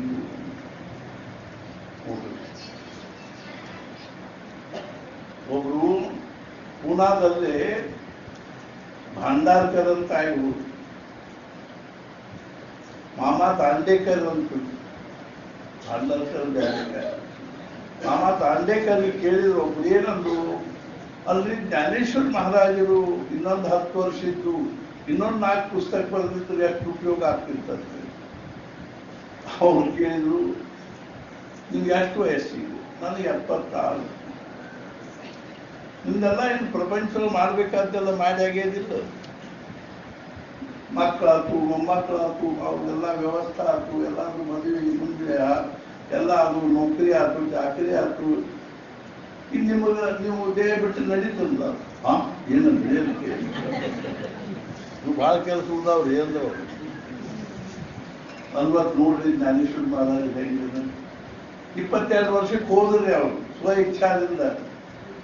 ಅವ್ರದೆಲ್ಲ ಕೆಲಸ ಮುಗಿದಂತ ಹೋಗ್ಬಿಟ್ರು. ಸ್ಟೇಜ್ ಮೇಲೆ ನಮ್ಮ ಪಾತ್ರ ಮುಗಿದ ಬಳಕ ಆ ಸ್ಟೇಜ್ ಮೇಲೆ ಹಂಗ ಹಿಂಗ ಅಡ್ಡಾಡ್ಕೊಂಡು ನಿಂತೋದು, ದಪ್ಪಿ ಕೆಳಗೆ ಮುಗಿತ್ ನಡಿ ಅಂತ. ಹಂಗೆ ನಾವು ಈ ಒಂದು ನಾಟ್ಯ ಮಂದಿರ, ಭಗವಂತ ನಾಟ್ಯ ಮಂದಿರದಲ್ಲಿ ಒಂದು ಪಾತ್ರಧಾರಿಯಾಗಿ ಬಂದೀವಿ. ನಮ್ಮ ಪಾತ್ರ ಮುಗಿದ ಕೂಡಲೇ ಇದ್ದಿದ್ರೆ ಏನ್ ಮಾಡ್ತಾರೆ ಎಲ್ಲಾರು ಕೆಳಗೆ ನೂರಾರು ಕಲ್ಲು ಮುಗಿತಾರೆ ಮುಗಿತ್ ಹೋಗುತ್ತೆ ಕೆಳಗೆ ಅಂತ ಮುಗಿದ ಕೂಡಲೇ ಕೆಳಗಿರ್ಲಿಕ್ಕೆ ಅಥವಾ ಹಿಂದೆ ಹೋಗ್ಲಿಕ್ಕೆ ತಯಾರಾಗಬೇಕಲ್ಲ ನಾವು ನಮ್ಮ ಪಾತ್ರ ಮುಗಿಸ್ತ ಅದೇನು ತಯಾರಿ ನಮ್ಗೆ ಎಂದು ಭಗವಂತ ಎಂದ ಸೀಟಿ ಹೊಡಿತಾನೋ ಅಂತ ಹೋಗ್ಬಿಡು ಈಗ ಹೋಗ್ರಿ ಅಂತ ನಮ್ಮಲ್ಲಿ ಯಾರು ಸಾಧು ಸತ್ಪುರುಷರು ಆದ್ರೆ ಭಗವಂತ ಸೀಟಿ ಹೊಡೆದ ಕೂಡಲೇ ಅವನ ಹಿಂದಿಂದ ನಮ್ದು ಹೊರಡಾಟ ರೆಡಿ ಅದ ಅಂತಂದ್ರು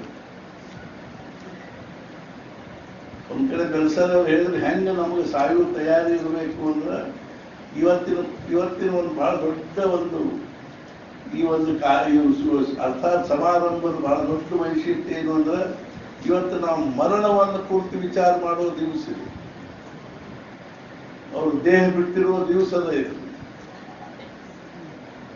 ಒಂದ್ ಕಡೆ ಬೆಳೆಸೋದು ಬಂದ್ರೆ ಹೆಂಗೆ ನಾವು ಹೋಗೋ ತಯಾರಿ ಇರ್ಬೇಕು ನಮ್ದು ಅಂದ್ರೆ ಈಗ ಹೆಬ್ಬಳ್ಳಿ ಅಂತ ಊರಾಗ ಒಬ್ಬ ರಾಜಕಾರಣಿ ಇದ್ದಾವ ಅವ್ ಒಮ್ಮೆಲೆ ದಿಲ್ಲಿಯಿಂದ ಫೋನ್ ಬಂತು ಹಿಂಗ ನಿಮ್ಮನ್ನು ಹೋಮ್ ಮಿನಿಸ್ಟರ್ ಮಾಡ್ಕೊಂಡು ಮಾಡಿವಿ ನಿಮ್ಮ ರಾಜಕಾರಣವನ್ನು ನೋಡಿ ನಾವು ಬಹಳ ಮೆಚ್ಚಿದ್ದೀವಿ ಆದ್ದರಿಂದ ಇಮಿಡಿಯೇಟ್ ಆಗಿ ನೀವು ಎರಡು ಫ್ಲೈಟಿನ ಟಿಕೆಟ್ ಕಳಿಸಿದ್ದೀವಿ ನೀವು ಬಂದು ಬಿಡ್ರಿ ಅಂದಾಗ ಆ ಮನುಷ್ಯಾಗ ಅಷ್ಟು ಆನಂದ ಉತ್ಸಾಹ ತುಂಬ ಒಂದು ಬಹಳ ಅವಸರದಾಗ ಮೆರವಣಿಗೆನೂ ಆಗ್ತದೆ ಸಭಾನೂ ಆಗ್ತದೆ ಮಾಲಿ ತುರಾಯಿ ಕೊಳ್ಳ ಹಾಲು ಎಲ್ಲ ಆಗ್ತಾವೆ ಏನಂತೀನ ನಾನು ಹೋಮ್ ಮಿನಿಸ್ಟರ್ ಆಗಿ ಮಂಟೆ ಅಂತ ತಿಳ್ಕೊಂಡು ಅಗ್ದಿ ಏರ್ಪೋರ್ಟ್ಗೆ ಹೋಗಿ ಅಲ್ಲೆಲ್ಲರಿಗೂ ಹಿಂಗೆ ಕೈ ಮಾಡಿ ಬರ್ತೀನಿ ಅಂದ್ರೆ ನಾನು ಒಬ್ಬನ ಮಂಟಿನಿ ನೀವು ಯಾರು ಹೋಗಿ ಬರಬೇಡ ನನ್ನ ಜೊತೆಗೆ ಅಂತ ಹೆಂಗ್ ಹೋಗ್ತಾನೋ ಹಂಗೆ ನಮ್ಗೆ ಇಲ್ಲಿಂದ ಹೋಗೋ ತಯಾರಿ ಬೇಕು ಬಾಕಿ ಜನ ಏನ್ ಮಾಡೋರು ಪರಿಸ್ಥಿತಿ ತಗೊಂಡು ಇಲ್ಲಿಂದ ಹೋಗೋದಲ್ಲ ಅಂದ ಶುರು ಈ ಪರಿಸ್ಥಿತಿ ಬಗ್ಗೆ ತಲೆ ಕೆಟ್ಟೋದ್ರಾಗ ಏನಂತ ನನ್ನ ಮಗ ಕ್ಷಣ ಇದ್ದಂದ್ರೆ ಈ ಕ್ಷಣ ಇದ್ದಂತ ಖರೆ ಯಾವ ಎಷ್ಟು ಕ್ಷಣ ಆದ್ರೆ ನಮ್ಮನ್ನು ತಪ್ಪಿಸ್ಲಿಕ್ಕೆ ಶಕ್ತಿದೆ ಯಾರು ಸಂಗಡ ಬಾಹು ಅರ್ಥಾತ್ ಭಗವಂತನ ನಾಮಸ್ಮರಣೆ ಬಿಟ್ಟರೆ ಯಾರು ನಂಬಿದ್ರು ನಾರಾಯಣನ ನಾಮ ನೆಲೆ ಬಾಹುದಲ್ಲದೆ ಯಾರು ಸಂಗಡ ಬಾಹುದಿಲ್ಲ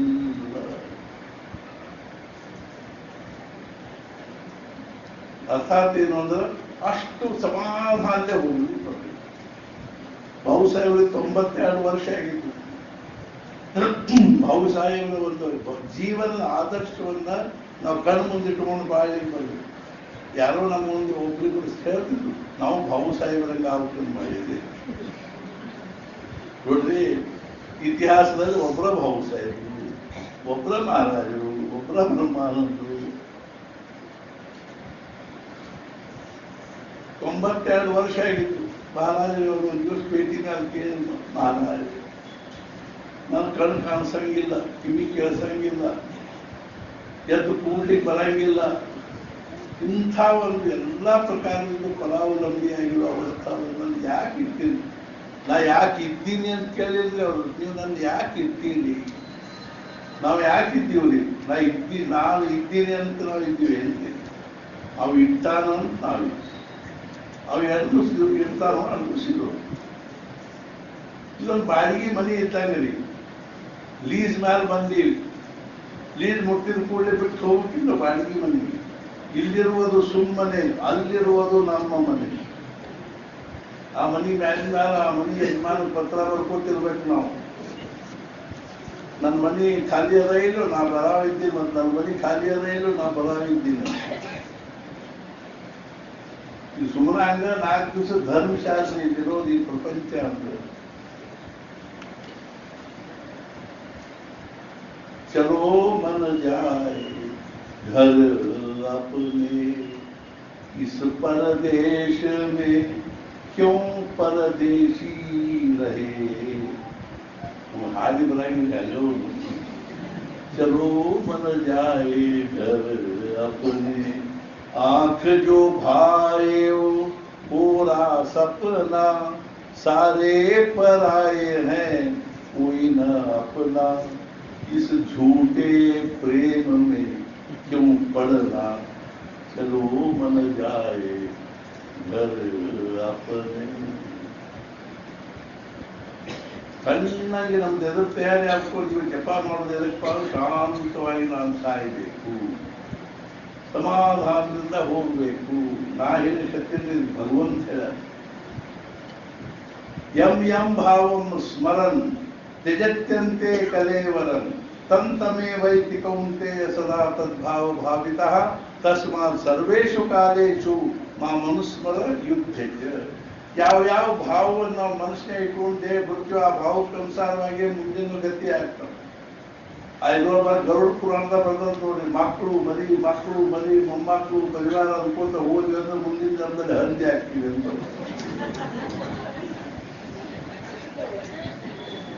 ನಾ ಅದನ್ನು ತಿನ್ಬೇಕು ಇದನ್ನು ತಿನ್ಬೇಕು ಅನ್ಕೋತ ಹೋದ್ವಿ ಅಂದ್ರೆ ಮುಂದಿನ ಜನ್ಮದಲ್ಲಿ ನಾಯಿ ಆಗ್ತೀವಿ.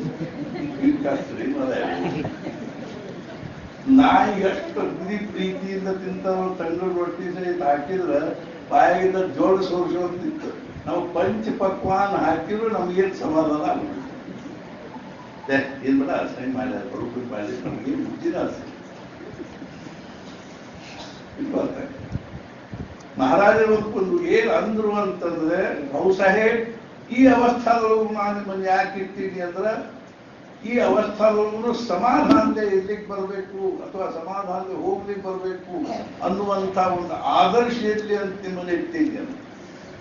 ನಾವು ಆದರ್ಶ ಬ್ರಹ್ಮಣ್ಯಾಧಾಯ ಕರ್ಮಾಣಿ ಸಂಗಂ ತ್ಯಕ್ವಾ ಕರೋತಿಯ ಲಿಪ್ಯತೆ ನಸಪಾಪೇನ ಪದ್ಮಪತ್ರ ನಿವಾಂಬಸ. ಭಗವದರ್ಪಣ ಬುದ್ಧಿಯಿಂದ ನಾವು ಮಾಡ್ತಕ್ಕಂಥ ಕರ್ಮಗಳನ್ನು ಮಾಡಿದ್ರೆ ನಾವು ಪದ್ಮಪತ್ರದ ಕಮಲದ ಎಲೆ ಹೆಂಗ ನೀರಾಗ ನಿಸ್ಸಂಗವಾಗಿರ್ತದನು ಹಂಗ ನೀರು ನೋಡ್ರಿ, ಕಮಲದ ಎಲೆಯ ನೀರಾಗ ಅದು ನೀರಿನ ಮ್ಯಾಲ ಇರ್ತದೆ, ನೀರಿನೊಳಗೆ ಇರ್ತದೆ. ಅದ್ರ ಮ್ಯಾಲ ಕೆಳಗೆ ನೀರು ಆಡ್ತಿರ್ತದೆ, ಅದ್ರ ಮ್ಯಾಲ ಎತ್ತಿದ್ರೆ ಒಳಾದ ಹೊರಗೆ ಹೆಂಗೆ ಬರ್ತದನು ಹಾಗೆ ನಮ್ಗೆ ಈ ಪ್ರಪಂಚದ ರಾಡಿ ಒಳಗಿಂದ ಸ್ವಚ್ಛ ಹೊರಗೆ ಬರ್ತಿತ್ತು. ನಾವು ರಾಡಿ ಕಟ್ಕೊಂಡ ಅಡ್ಡಾಡುದು, ಮನೆ ರಾಡಿ ಕಟ್ಕೊಂಡು ಹೋಗುದು, ಮತ್ತಲ್ಲ ರಾಡಿಯಾಗಿ ಹೋಗುದು.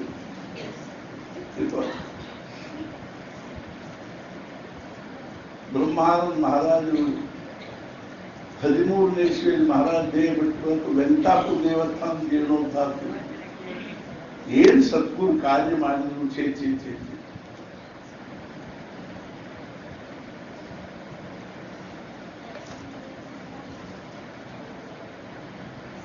ಆ ಭಗವತ್ ಕಾರ್ಯದಲ್ಲಿ ನಮ್ಮ ದೇಹ ಇರೋದು ಸವಿಬೇಕು. ಸದಾ ದೇವಕಾಜಿ ನಿಜೇ ದೇಹ ಜಾತ ಸದಾ ರಾಮನಾಮೇ ವದೇ ನಿತ್ಯವಾಸ ಸ್ವಧರ್ಮೇ ಚಿತಾಲೆ ಸದಾ ಉತ್ತಮಾತ ಜಗಿ ಧನ್ಯತೋ ದಾಸ ತತ್ವೋತ್ತಮಾತ. ಭಗವತ್ ಕಾರ್ಯದಲ್ಲಿ ದೇಹ ಸಮಸ್ಯೆ ಬರಬೇಕು. ಭಗವಂತ ನಾಮಸ್ಮರಣೆಯಲ್ಲಿ ಮನಸ್ಸು ಮಸ್ತ್ ಆಗ್ಬೇಕು. ಸದಾ ರಾಮನಾಮೇ ವದೇ ನಿತ್ಯವಾಸ ಸ್ವಧರ್ಮೇ ಚಿತಾಲೆ. ನಮ್ಮ ಭಾರತೀಯ ಸಂಸ್ಕೃತಿ, ನಮ್ಮ ವೈಜ್ಞಾನಿಕ ಅರ್ಥಾತ್ ನಮ್ಮ ಭಾರತೀಯ ಸನಾತನ ವೈದಿಕ ಸಂಸ್ಕೃತಿ, ನಮ್ಮ ಧರ್ಮ, ನಮ್ಮ ಪರಂಪರೆಗೆ ಅನುಸಾರವಾಗಿ ಜೀವನವನ್ನು ಬಾಳಬೇಕು ಅಂತ ಅನಿಸ್ಬೇಕು. ನಾವು ವಿದೇಶಿ ಭಾವವನ್ನ ಮನಸ್ಸಿನಾಗ ಬರೀ ಇನ್ನೂ ಬೆಳೆಸುತ್ತಾ ಹೋಗ್ತೀವಿ. ಪಾಶ್ಚಾತ್ಯ ಸಂಸ್ಕೃತಿಯನ್ನು ಬೆಳೆಸುತ್ತಾ ಹೋಗ್ತೀವಿ. ಅವರಂಗ ವೇಷಭೂಷಣ, ಅವರಂಗ ತಿನ್ನುವುದು.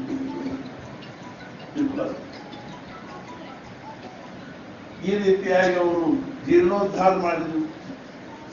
ಬದಾಮಿಯಿಂದ ಕಲ್ ತರ್ತಿದ್ದಲ್ಲಿ ವೆಂಕಪ್ಪನ ಪೂರ್ಣ ಪೌಳಿ ಅವರ ಕಳಿಸಿ ಕಲ್ ತಂದ್ರಲ್ಲಿ ಹೋಗಿ ಅವರು ಇವನ್ ಮುಂದೆ ಸ್ಟೇಷನ್ ಮಾಸ್ತರ್ ಮುಂದೆ ಅವರು ನಮ್ಮ ಕಲ್ಲಷ್ಟು ಹಾಕಿರಿ ಕಲಿಕೆ ಅಂದ್ರಿ. ಭಟ್ರ ಕಲೀರಿ, ನಾಳೆ ಹಾಕ್ತೀನಿ ಹೋಗಿ ಅವನ ಮುಂದೆ ಅವರು ಅತ್ಯಂತ ಇದರಿಂದ ಲೀನತೆಯಿಂದ ಮಾತಾಡೋದು, ದೈನ್ಯ ಭಾವದಿಂದ ಮಾತಾಡೋದು.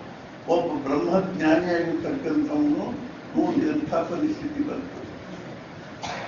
ಅವ್ರಿಗೆ ಗಂಟು ಬಿದ್ದು ಹಾಕಿಸಿಕೊಂಡು ಗದಗಿನ ತನಕ ಟ್ರೈನ್ಯಾಗ ಬಂದ ಒಳಗೆ ವಾಗಿನಲ್ಲಿ ಅಲ್ಲಿಂದ ಕತ್ತಿ ಅಥವಾ ಕ್ವಾಣದ ಗಾಡಿ ಇರ್ತಿತ್ತು. ಅವಾಗ ಆ ಎರಡು ಕ್ವಾಣ ಹುಟ್ಟಿದ್ರು. ಆ ಕ್ವಾಣದ ಗಾಡಿ ಮೇಲೆ ತಗೊಂಡು ಅವೆಂತಾಪು ಕೊಯ್ದು ಅಲ್ಲಿ ಕಟ್ಟಲು ಮಾಡಿ ಎಷ್ಟರ ಕಷ್ಟಪಟ್ಟು ಅಂತ.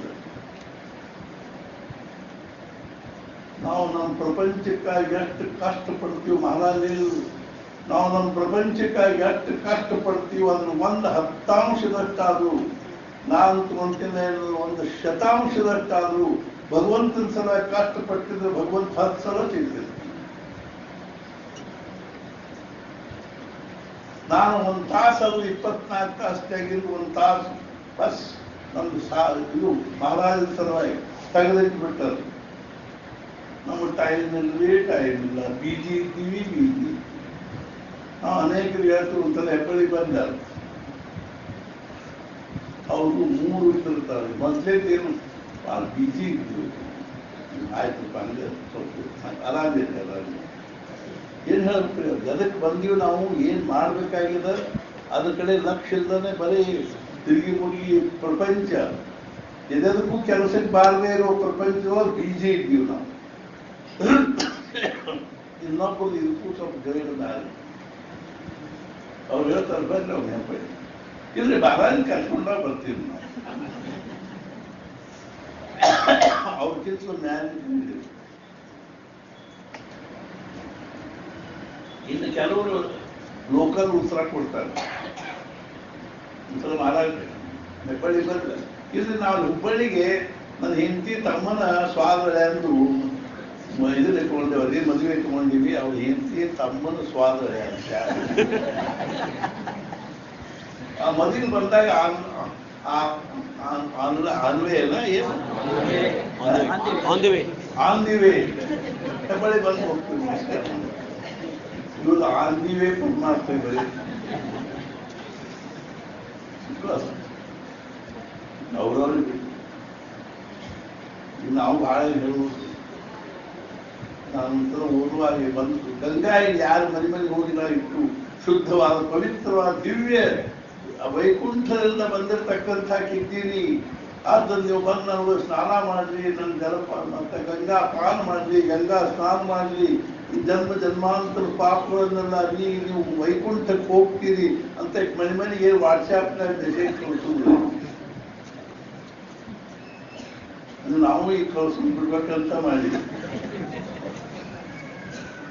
ಅದು ಪ್ರತ್ಯಕ್ಷ ಗಂಗಾನ ಹರಿತಿರುವಾಗ ನಾವು ಯಾಕೆ ತನಿಖೆ ಆದ್ರೂ ನಮಗೂ ಎಷ್ಟು ನಮ್ಮ ಅಂತಃಕರಣ ಅದು ಹಿಂದೆ ಆದರೆ ಎಲ್ಲರೂ ಬರಲಿ, ಎಲ್ಲರೂ ಭಗವಂತ ಮೂಲ ದರ್ಶನ ಮಾಡಿ. ಮುಂದೆ ಮಹಾರಾಜರೆಲ್ಲ ಕಾರ್ಯ ಮುಗಿದ ಕೂಡಲೇ ಕೊನೆಗೆ 1918 ಆಶ್ವಿನದಲ್ಲಿ ನವರಾತ್ರಿ ಪ್ರಾರಂಭ ಆಗೋದು. ಅದನ್ನೆಲ್ಲ ತಯಾರಿ ಮಾಡಿ 8 ತಾಸು.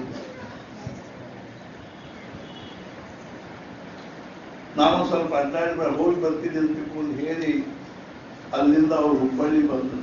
ಹುಬ್ಬಳ್ಳಿ ಒಳಗೆ ದಶಮಿ ದಿವಸ ಭಾದ್ರಪದ ದಶಮಿ ಮತ್ತು ದಶಮಿ ದಿವಸ ಮಹಾರಾಜರ ಪಕ್ಷ ಮಾಡಿ ಕರಿಯರ್ನ ಅವ್ರ ಮನೆ ಒಳಗೆ ಮಹಾರಾಜರ ಪಕ್ಷ ಮಾಡಿ ಅಲ್ಲಿಂದ ಅವ್ರು ಮುಂಚೆ 1-2 ತಿಂಗಳು ಮುಂಚೆ ಹೋಗಿ ಅಡ್ಡಾಡಿ ನೋಡ್ಕೊಂಡು ಬಂದ್ರು ಎಲ್ಲಿ ದೇಹ ಬಿಡಬೇಕು ಅಂತ. ಆ ದೇಹ ಬಿಡಬೇಕು ಅನ್ನೋ ಜಗ ನಿಶ್ಚಿತ ಮಾಡುವಾಗ ಅವ್ರ ತಲೆ 1-2-3 ವಿಚಾರ ಏನಿದ್ದು ಅಂದ್ರೆ, ಮೊದಲೇದ್ದು ಮಹಾರಾಷ್ಟ್ರದಲ್ಲೇ ದೇಹ ಬಿಡಬೇಕು ಅನ್ನೋದು ಬಹಳ ಮನಸ್ಸಿನಾಗಿ.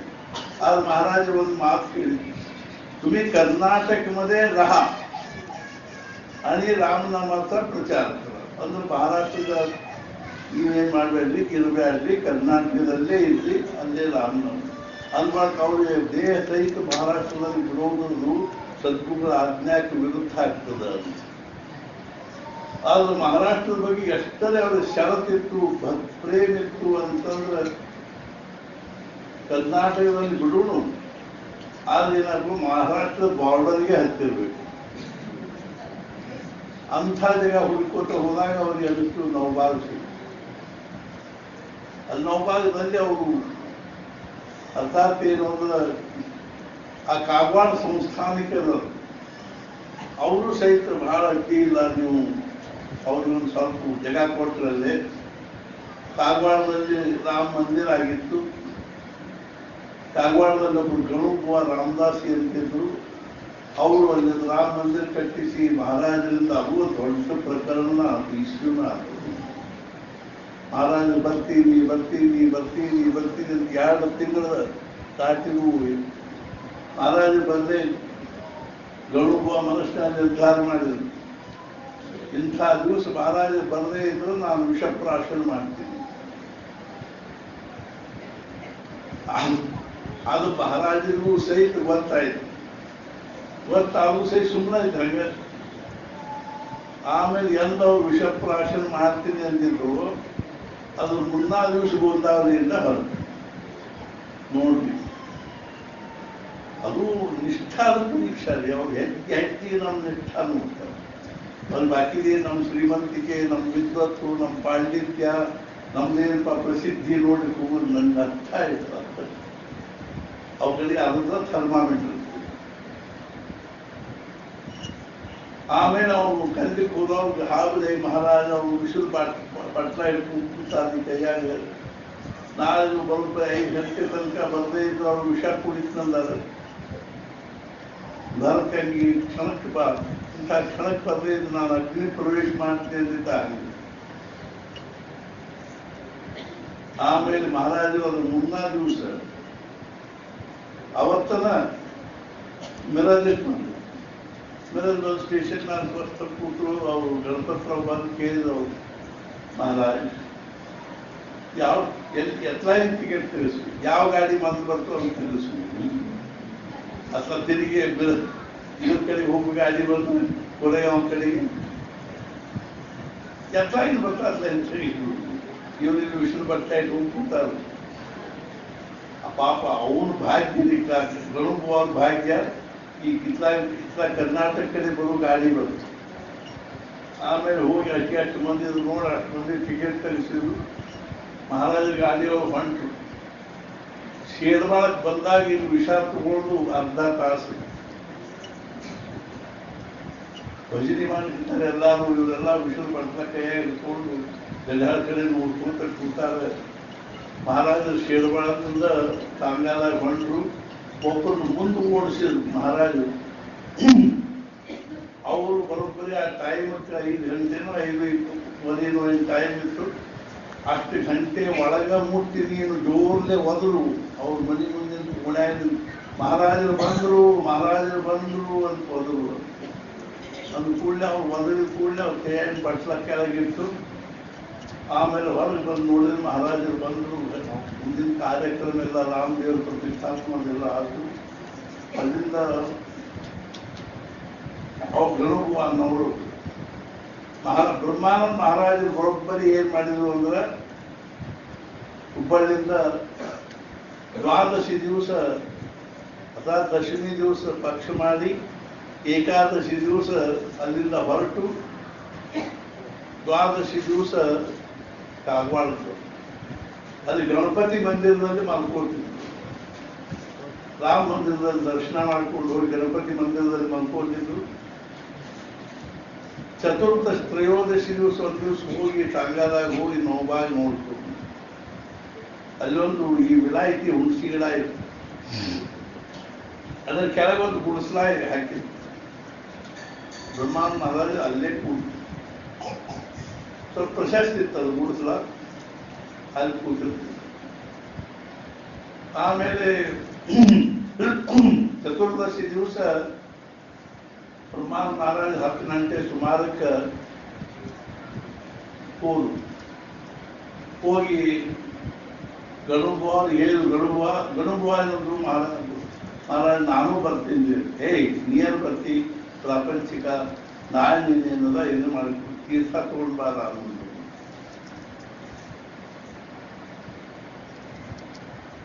ಚತುರ್ದಶಿ ದಿವಸ ತೀರ್ಥ ತಗೊಂಬ.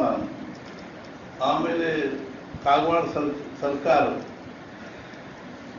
ಅಪ್ಪ ಸಾಹೇಬ್ ಅಂತಿದ್ರು ಕಟ್ವಂತ. ಅವರೊಂದು ಮಹಾರಾಜರು ಅವ್ರು ಮಹಾರಾಜರಂದ್ರು, ಮಹಾರಾಜ ನನ್ನ ಸ್ವಲ್ಪ ಸಾಂಗ್ಲಿಯಲ್ಲಿ ಕೆಲಸದ, ನಾನು ಹೋಗಿ ನಾಳೆ ಬರ್ತೀನಿ. ಆಯ್ತು. ಆಮೇಲೆ ಒಬ್ರು ಹರಿಪಂತ ಮಾಸ್ತರ್ ಇದ್ರು ಕರ್ನಾಟಕದವರು. ಅವ್ರೇನಂದ್ರು, ಬ್ರಹ್ಮಾನಂದ ನಾಳೆ ನಮ್ಮ ಅಪ್ಪನ ಶ್ರಾದ್ದದ ಅದಷ್ಟು ಮುಗಿಸ್ಕೊಡ್ತೀವಿ ಅಮಾವಾಸ್ಯೆ. ಬ್ರಹ್ಮಾನಂದ ಮಹಾರಾಜ ಭೋಸಲಿಕ್ಕೆ ಮುಂಚೆ ನಾನು ಶ್ರಾದ್ದ ಮುಗಿಸು, ಆಮೇಲೆ ನಿಮ್ಮ ಅಪ್ಪನ ಶ್ರಾದ್ದ ಮಾಡ್ಬೋದು. ನಡಿನಂದತೆಯನ್ನು ನೋಡಿದಂಥ ಭಾಗ್ಯವರು. ಆ ಹರಿಪಂತ ಮಾಸ್ತರು ಮಹಾರಾಜ ದೇಹ ಬಿಡುವಾಗೂ ಇತ್ತು, ಬ್ರಹ್ಮಾನಂದ ಮಹಾರಾಜ ದೇಹ ಬಿಡುವಾಗೂ ಇತ್ತು. ಇಬ್ಬರು ಅಸ್ತಿತ್ವಗೊಂಡು ಅವರೇ ಕಾಸಿದ್ರು. ಮಹಾರಾಜರ ಅಸ್ತಿತ್ವಗೊಂಡು ಅವರ ಕಾಶಿಗೆ ಹೋಗಿ ಬ್ರಹ್ಮಾನಂದ ಮಹಾರಾಜ ಆಮೇಲೆ 18ಕ್ಕೆ ದೇಹ ಬಿಡುವಾಗಿದ್ದು ಮಹಾರಾಜರ ಅಸ್ಥಿ ತಗೊಂಡು ಅರ್ಥಾತ್ ಅಲ್ಲಿ ಹರ್ದಾದಲ್ಲಿ ಆನಂದ ಸಾಗರ ಅಸ್ಥಿ ಒಂದು ಕಪಾಟಿನ ಇಟ್ಬಿಟ್ಟಿದ್ರು. ಆನಂದ ಸಾಗರ ಒಂದ್ಸಲ ಮಹಾರಾಜ ನಾನು ನಿಮ್ ಜೊತೆ ಕಾಶಿ ಯಾತ್ರೆ ಈ ಬೇಡ ಮುಂದೆ ಬರಾಕಿರ್ತೇನೆ. ಆದ್ರಿಂದ ಅಸ್ಥಿ ಅಲ್ಲೇ ಇಟ್ಟಿದ್ರು. ಮಹಾರಾಜರ ಅಸ್ಥಿ ಜೊತೆಗೆ ಹರಿಪಂತ ಮಾಸ್ತರ ಉಂಟ್ಕೊಂಡು ಕಾಶಿ. ಈ ಬ್ರಹ್ಮಾನಂದ ಮಹಾರಾಜರ ಅಸ್ಥಿನೂ ಕಾಶಿಗೆ ಅವರ ತಗೊಂಡು ಈ ನಮ್ಮ ಸುತ್ತಲಿನ ಸಮಾಜದಿಂದ ನಾವು ಹೊಗಳಿಸಿಕೊಳ್ಳೋಕ್ಕಿಂತಲೂ ಸತ್ಪುರುಷರಿಂದ ಬಯಸಿಕೊಳ್ಳೋದಿಲ್ಲದ ಭಾಗ್ಯದ ನಮಗಂದಿದ್ದು ಹೊಗಳಿದ್ದಾರೆ. ಆದಿ ಮಾದ ಶ್ರಾಂತಿಗ ಮುತ್ತುಜ ಪಾಪಾತ್ರ ಶ್ರಾಂತಿಕರಂದ್ರೆ ಏನು ಮದ ಹಿಂಗೆಲ್ಲ ಅಸಹ್ಯ ಅಂತಾರ. ಇದ್ದವರು ಭಾವ ಅಂತಿರ್ತಾರೆ. ಹಿಂಗಾಗಿ ಅಲ್ಲಿಂದ ಎಲ್ಲರೂ ಕೂಡಿ ಚತುರ್ದಶಿ ದಿವಸ ಹೋಗಿ ಅಲ್ಲೆಲ್ಲ ಅವತ್ತು ಪೂಜಾ ಪುನಸ್ಕಾರ ಆಯ್ತು. ಮಧ್ಯಾಹ್ನದಲ್ಲಿ ಕೃಷ್ಣಾ ನದಿ ಕಡೆ ಹೋಗಿ ಅಲ್ಲಿ ಎಲ್ಲರನ್ನು ಕರ್ಕೊಂಡು ಹೋಗಿ ಪೂಜಾ ಪುನಸ್ಕಾರದ ಕಸ ಮುಂಚೆ ಹೋಗಿ ಕರ್ಕೊಂಡು ಹೋಗಿ ಎಲ್ಲರನ್ನು ಸ್ನಾನ ಮಾಡಿದ್ರು. ಸ್ನಾನ ಮಾಡುವ ಒಂದು ಮಾತು ನಮ್ಮಂಥವ್ರ ಸತ್ರ ಹುಡುಗಾದ್ರು ಹುಗಿಬಾರ್ದು. ನಮ್ಮಂಥವ್ರ ಪಂಕಕ್ಕೆ ಹಾಕಿ ಅರ್ಥಾತ್ ದೊಡ್ಡ ಗಡಿಗೆ ಕಟ್ಟಿ ಅದು ತುಂಬ ಉಸುಕು ಮತ್ತು ಕಲ್ಲು ತುಂಬಿ ನಮ್ಮನ್ನು ನೀರಾಗಿ ಬಿಟ್ಟು ಬಿಡಬೇಕು. ಎಲ್ಲ ಸಮಾಧಿ ಆಗ್ಬೇಕು. ನಮ್ಮಂಥವ್ರನ್ನೆಲ್ಲ ಆಯ್ತು ಜಾವರು ಎಲ್ಲರೂ ಬಂದು ನೈವೇದ್ಯ ಆರ್ತಿ ಅದೆಲ್ಲ ಆಯ್ತು, ಊಟ ಆಯ್ತು. ಅವತ್ತು ಅಲ್ಲೇ ಇತ್ತು. ಆಮೇಲೆ ಕಾಗವಾಡದ ಅರ್ಥಾತ್ ಕಾಗವಾಡದಲ್ಲಿ ಹೇಗೆ ಕಳಿಸಿದ್ರು ಹೆಣ್ಮಕ್ಳಿಗೆ ಆ ಮುಂಜಾನೆ ಅಮಾವಾಸ್ಯೆ ಆದ ಸರ್ವಪಿತೃ ಅಮಾವಾಸ್ಯ ಭಾಳ ಬೇಗನೆ ನೈವೇದ್ಯ ಆಗಬೇಕು. ಎಲ್ಲರೂ ಬರಲಿ, ಬಹಳಷ್ಟು ಮಂದಿ ಬಂದು ಮಡಿಲಿ ಅಡಿಗೆ ಆಗಬೇಕು. ಕರಿಗಡಬ ಮತ್ತು ಬೇಸರ ಉಂಡಿ ಎಲ್ಲ ಆಗಬೇಕು. ಆಮೇಲೆ ಗಣೇಶವಾಡಿ ಬ್ರಾಹ್ಮಣ ಹೇಳಿ ನಾಳೆ ಬೆಳಿಗ್ಗೆ ರುದ್ರಾಭಿಷೇಕ ಆಗಬೇಕು. ಎಲ್ಲರೂ ಬಂದು ಹೆಣ್ಮಕ್ಳು ಹೇಳಿದ್ರು 2 ಇದನ್ನ ಇಟ್ಕೊಂಡು ಅಲಾರ್ಮ್ ಇಟ್ಕೊಂಡು ಮಲ್ಕೊಡ್ರಿ ಅಂತ ಹೇಳಿದ್ರು. ಅಲಾರ್ಮ್ ಇಟ್ಕೊಂಡು ಮಲ್ಕೊಂಡು ಅಲಾರ್ಮ್ ಅದ್ಕೊಳ್ಳೆಗೂ ಎದ್ದು ಸ್ನಾನ ಮಾಡಿ ಎಲ್ಲರೂ ಮಡಿಲಿ ಏನದ ಪೂರ್ಣಕ್ಕೆ ಹಾಕಿ ಕರಿಗಡಬು ಬೇಸರ ಉಂಡಿ ಮಾಡಿ ಮೊನ್ನೆ ಪಕ್ಷದ ದಿವಸ ಕರಿಗಡಬು ಮಾಡಿ ಬ್ರಹ್ಮಾನಂದ ಮಹಾರಾಜ ಕರಿಗಡಬು ಬೇಸರ ಉಂಡಿ ಭಾಳ ಸೇರ್ತೀವಿ. ಲಾಡು ಬೂವ ಅಂತ ಅಂತೀವಿ. ಇವ್ರು ಬಂದವ್ರ ಕರಿಗಡಬು ಮಾಡಿಸಿದ್ರೆ ನೀವು ಮರದಾಗ ತೊಗೊಂಡು ಬರ್ಬೇಕು. ಇಲ್ಲಿ ಕೈಲೇ ಸ್ವಲ್ಪ 1 ಹಾಕ್ರಿ 2 ಹಾಕ್ರಿ ಅಂತಿದ್ರೆ ಹಾಕೋಣ ಹಚ್ಚಿ ಹೊಡಿವಷ್ಟು ಹಾಕೋಣ. ಮಹಾರಾಜ ಹೆಸರು ಬ್ರಹ್ಮಾನಂದ ಬುವ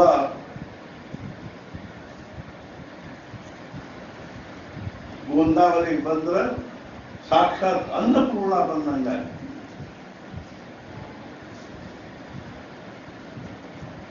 ಅವ್ರಿಗೆ ಅನ್ನದಾನದ ಬಹಳ ಉತ್ಸಾಹ ಇತ್ತು, ಭಕ್ತಿ ಇತ್ತು. ಆಮೇಲೆ ಎಲ್ಲರೂ ಅಡಿಗೆ ಮಾಡಿಕೊಟ್ಟು ಬ್ರಹ್ಮಾನಂದ ಮಹಾರಾಜರು ರಾತ್ರಿ 12 ಗಂಟೆಗೆ ಗಂಗೀರ್ ತಗೊಂಡು ಒಬ್ಬನ ಜೊತೆ ಕರ್ಕೊಂಡು ಲಘುಶಂಕ ಎಲ್ಲಿ ಹೋಗಿ ಬರಬೇಕು, ಮುಂಜಾನೆ ಅರ್ಥಾತ್ ಮುಂಜಾನೆ ಶೌಚಕ್ಕೆ ಎಲ್ಲಿ ಹೋಗ್ಬೇಕು ಅನ್ನೋ ಜಗ ನೋಡ್ಕೊಂಡು ಬಂದು ಜಗ ನೋಡ್ಕೊಂಡು ಆ ಗುಡಿಸಲ್ದೊಳಗೆ ಒಂದು ಕಾಟ್ ಹಾಕಿದ್ರು. ಮಚ್ಚರದ ಹಾನಿ ಕಟ್ಟಿದ್ರು.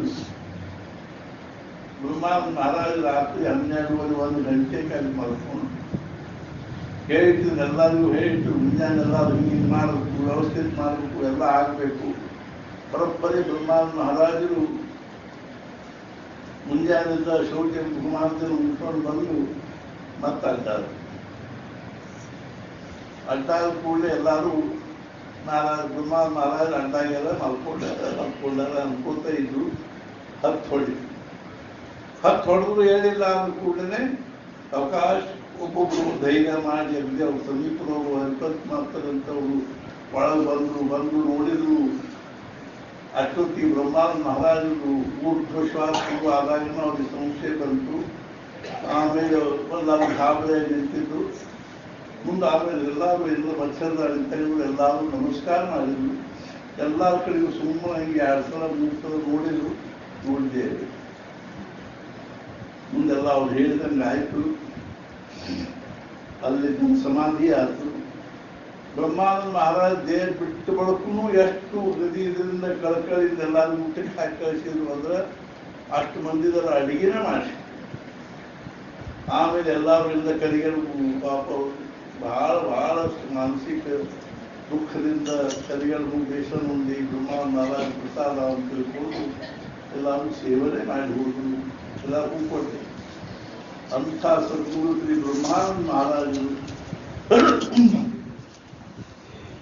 ನಮ್ಮ ಕರ್ನಾಟಕಕ್ಕೆ ಅವರೇನು ಅವರು ಇವರು ಅಂತ ಹೇಳಿದಾಗ ಏನು ಆಗ್ತಿದ್ರು. ಅವ್ರು ನಮ್ಮವರು ಅನ್ನೋದು ಒಂದೇ ಒಂದು ಅದಕ್ಕೆ ಸ್ಥಳವಾಗಿರ್ತಕ್ಕಂಥ ಶಬ್ದ. ಅದರ ನಾವು ಒಂದು ಬಿಟ್ಟು ಸಾಕು. ನಮ್ಮ ತಾಯಿ ಕೂಸು ನಮ್ಮ ತಾಯಿ ಪ್ರಾಯದಲ್ಲಿ ಇದ್ದಾಳ ಅಂತ ಹೇಳುವುದಾಗಿ ಏನು ಆಕೆ ನಮ್ಮ ಅಮ್ಮ ಇದ್ದಾಳ ಅಂದ್ಬಿಟ್ಟು ಸಾಕು. ಎಲ್ಲ ವಾತ್ಸಲ್ಯ ಪ್ರೇಮ ಹೆಂಗೆ ಬರ್ತದೋ ಹಂಗೆ ನಾವು ಅವರವರಿದ್ದೀವಿ, ಅವರು ನಮ್ಮವರಿದ್ದಾರೆ. ನಾನು ಅವರಲ್ಲಿ ಅತ್ಯಂತ ಕಳಕಳಿಯಿಂದ ಪ್ರಾರ್ಥನೆ ಮಾಡುವುದೇನೆಂದರೆ ನಮ್ಮವರು ಎಲ್ಲ ರೀತಿಯಲ್ಲಿ ಆಯುಷ ಆರೋಗ್ಯ ಇಬ್ಬರನ್ನು ಅನುಗ್ರಹಿಸಿ ಮತ್ತು ನಮಗೆ ಭಗವಂತನಲ್ಲಿ ಭಕ್ತಿ ನಾಮದಲ್ಲಿ ಪ್ರೇಮ ಅದು ಸತ್ಯನಂದವಾಗಿರ್ತಕ್ಕಂಥ ರೀತಿಯ ಸ್ಪಷ್ಟ ಅನುಗ್ರಹಿಸಿ ಅಂತ ಹೇಳಿ ನಾವು ಮುಖ್ಯವಾಗಿ ಇನ್ನೊಂದು ಇವತ್ತು ಮಾಡಬೇಕಾದ್ದೇನು ನಾವೆಲ್ಲರೂ ಪ್ರತಿ ದಿವಸ ಒಮ್ಮೆ ಆದರೂ ಕನಿಷ್ಠ ಪಕ್ಷ ನಮ್ಮಂಥ ಮಹಾತ್ಮರು ಬಂದಿರತಕ್ಕಂಥ ಏನೊಂದು ಸಣ್ಣದು ಇದು ಅದನ್ನು ಅರ್ಥಾತ್ ಏನು ಮೋಕ್ಷ ಪ್ರಾಪ್ತಿ ಮುಕ್ತವಂತೆ ಏನದನ್ನು ಎಲ್ಲರೂ ನಾವು ಓದ್ತಾ ಇದ್ರೆ ಅವ್ರಿಗೊಂದು ಅನುಗ್ರಹದಿಂದ ನಮ್ಮ ಅಂತಃಕರಣದಲ್ಲಿ ಏನಾದರೂ ವಿಚಾರ ಪ್ರಕಾಶ ಬೀಳ್ತದೆ. ನಮ್ಮ ಅಂತಃಕರಣ ನಿಶ್ಚಿತವಾಗಿ ಏನಾಗ್ತದೆ ಅಂದರೆ ಅಂತಃಕರಣ ಶಾಂತ ಆಗ್ತದೆ, ಸಮಾಧಾನಪೂರ್ಣ ಆಗ್ತದೆ. ಅವೆಲ್ಲ ನಾವು ಏನಂದ್ರೆ ಇಲ್ಲಿ ಇಟ್ಟಿರ್ತೀವಿ. ಇವೆಲ್ಲರೂ ಒಂದು ಪ್ರಸಾದ ಆದ್ವಾಗಿ ಹೋಗೋ ಮುಂದೆ ಆ ಮೋಕ್ಷ ಪ್ರಾಪ್ತಿಯ ಗುಟ್ಟು ಒಂದು ಸಣ್ಣ ಒಂದು ಇದರ ರೂಪದಲ್ಲಿ ಮಾಡಿದ್ದಾರೆ. ಎಲ್ಲರೂ ದಯವಿಟ್ಟು ಇಸ್ಕೊಂಡು ಹೋಗ್ಬೇಕು. ಅದಕ್ಕೆಲ್ಲ ಒಂದು ಬೇಡ ಅಂತ ತಿಳ್ಕೊಂಡು ಅದನ್ನು ಒಂದು ಕಡೆ ಟೇಬಲ್ ಹಾಕಿ ಇಟ್ಟಿರ್ತೀವಿ. ಎಲ್ಲರೂ ಆ ಮೋಕ್ಷ ಪ್ರಾಪ್ತಿಯ ಗುಟ್ಟು ಒಯ್ಯಿರಿ ಮತ್ತು ನದಿ ಕಳಕಳಿಯಿಂದ ಓದ್ರಿ. ಬ್ರಹ್ಮಾನಂದ ಮಹಾರಾಜರ ಪುಣ್ಯ ತಿಥಿಯು ತಗೊಂಡು ಬಂದದ್ದು ಅನ್ನುವಂಥ ಭಾವನೆಯಿಂದ ಅದನ್ನು ಕಾಯ್ಕೊಂಡಿರ್ರಿ. ಮತ್ತು ಮುಂದಿನ ವರ್ಷ ಅಕಸ್ಮಾತ್ ಕಾಲೇಜರ ಮಾಡಿದ್ರೆ ಮತ್ತೊಂದು ಮುಂದಿನ ವರ್ಷ ಪಾಸ್ ಕೊಡ್ತೀವಂತೆ. ಬಟ್ ಮುಖ್ಯವಾಗಿ ನಾವು ಪರಮಾರ್ಥದಲ್ಲಿ ಇರಬೇಕು, ನಾಮಸ್ಮರಣೆ ಮಾಡಬೇಕು, ಸತ್ಗುರುಗಳಿಗೆ ಶರಣ ಹೋಗಬೇಕು ಅಂತ ತಿಳ್ಕೊಂಡು ಹೇಳಿ ನಾವೆಲ್ಲರೂ 3 ನಿಮಿಷ ಏನದ ಶಾಂತವಾಗಿ ಸಮಾಧಾನದಿಂದ ಇಟ್ಕೊಂಡು ಆಮೇಲೆ ನಾನು ಮುಂದೆ ಭಜನೆ ಹೇಳ್ತೀನಿ. ಭಜನೆ ಅಂದ ಬಳಿಕ ಆಮೇಲೆ 2 ನಿಮಿಷ 1 ನಿಮಿಷ ನಾವು ಮನಸ್ಸಿನಲ್ಲಿ ನಾಮಸ್ಮರಣೆ ಮಾಡಿ ನಾವು ಸದ್ಗುರುನಾಥ ಮಹಾರಾಜಿ ಜಯ ಬಳಿಕ ನಾವು ಗುಲಾಲ್ ಹಾಕ್ತಕ್ಕದ್ದು. ಅರ್ಥಾತ್ ಕೈಯಲ್ಲಿ ಪುಷ್ಪಗಳನ್ನು ಗುಲಾಲ್ ನಿಷ್ಠವಾಗಿರೋ ಪುಷ್ಪಗಳನ್ನು ಹಾಕಬೇಕು. ಈ ಎಲ್ಲರೂ ಏನಂದ್ರೆ ಮುಂಚೆ ಆಗಬೇಕು ಅಂದ್ರೆ ಎಲ್ಲರೂ ಮನಸ್ಸು ಅಂತರ್ಮುಖ ಆಗ್ತದೆ. ರಘುಪತಿ ರಾಘವ ರಾಜಾರಾಮ ಪಾವನ ಸೀತಾರಾಮ ರಘುಪತಿ ರಾಘವ ರಾಜಾರಾಮ ಪಾವನ ಸೀತಾರಾಮ ರಘುಪತಿ ರಾಘವ ರಾಜಾರಾಮ ಪಾವನ ಸೀತಾರಾಮ ರಘುಪತಿ ರಾಘವ ರಾಜಾರಾಮ ಪಾವನ ಸೀತಾರಾಮ ರಘುಪತಿ ರಾಘವ ರಾಜಾರಾಮ ಪಾವನ ಸೀತಾರಾಮ ರಘುಪತಿ ರಾಘವ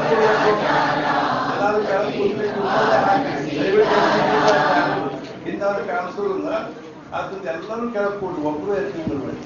ರಘುಪತಿ ರಾಘವ ರಾಜಾರಾಮ ಪತೀತ ಪಾವನ ಸೀತಾರಾಮ ರಘುಪತಿ ರಾಘವ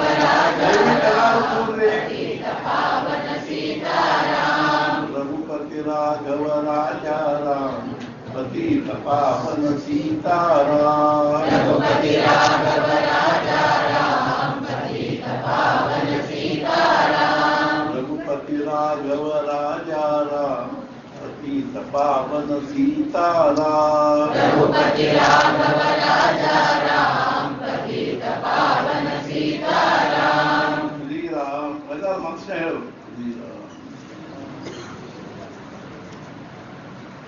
ಕೃಷ್ಣ ನಾಮಸ್ಮರಣೆ ಮಾಡಿ.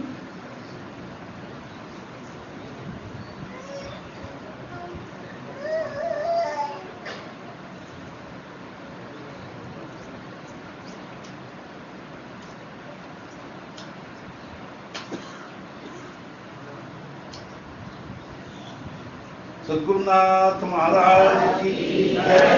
सद्गुरु श्री ब्रह्मानंद महाराज की जय। सद्गुरु श्री ब्रह्म चैतन्य महाराज की जय। जय जय रघुवीर समर्थ रघुपति राघव राजा रघुपति राघव राजा रघुपति राघव राजा पतित पावन सीताराम रघुपति राघव राजा पतित पावन सीताराम रघुपति राघव राजा पतित पावन सीताराम रघुपति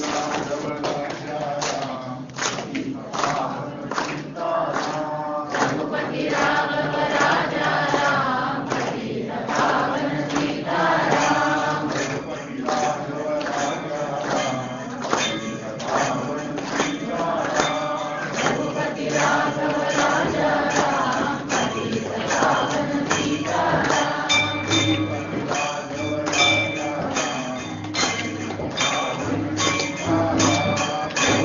राघव राजा पतित पावन सीताराम। श्री सद्गुरुनाथ देवताभ्यो नमः।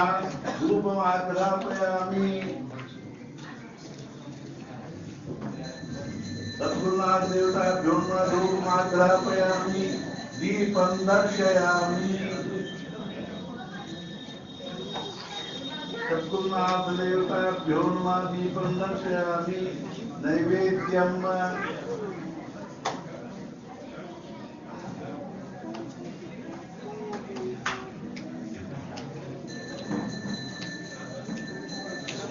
श्रीराम के देवी देवी बाबुराया देवी देवी बाबुराया ब्रह्म चैतन्य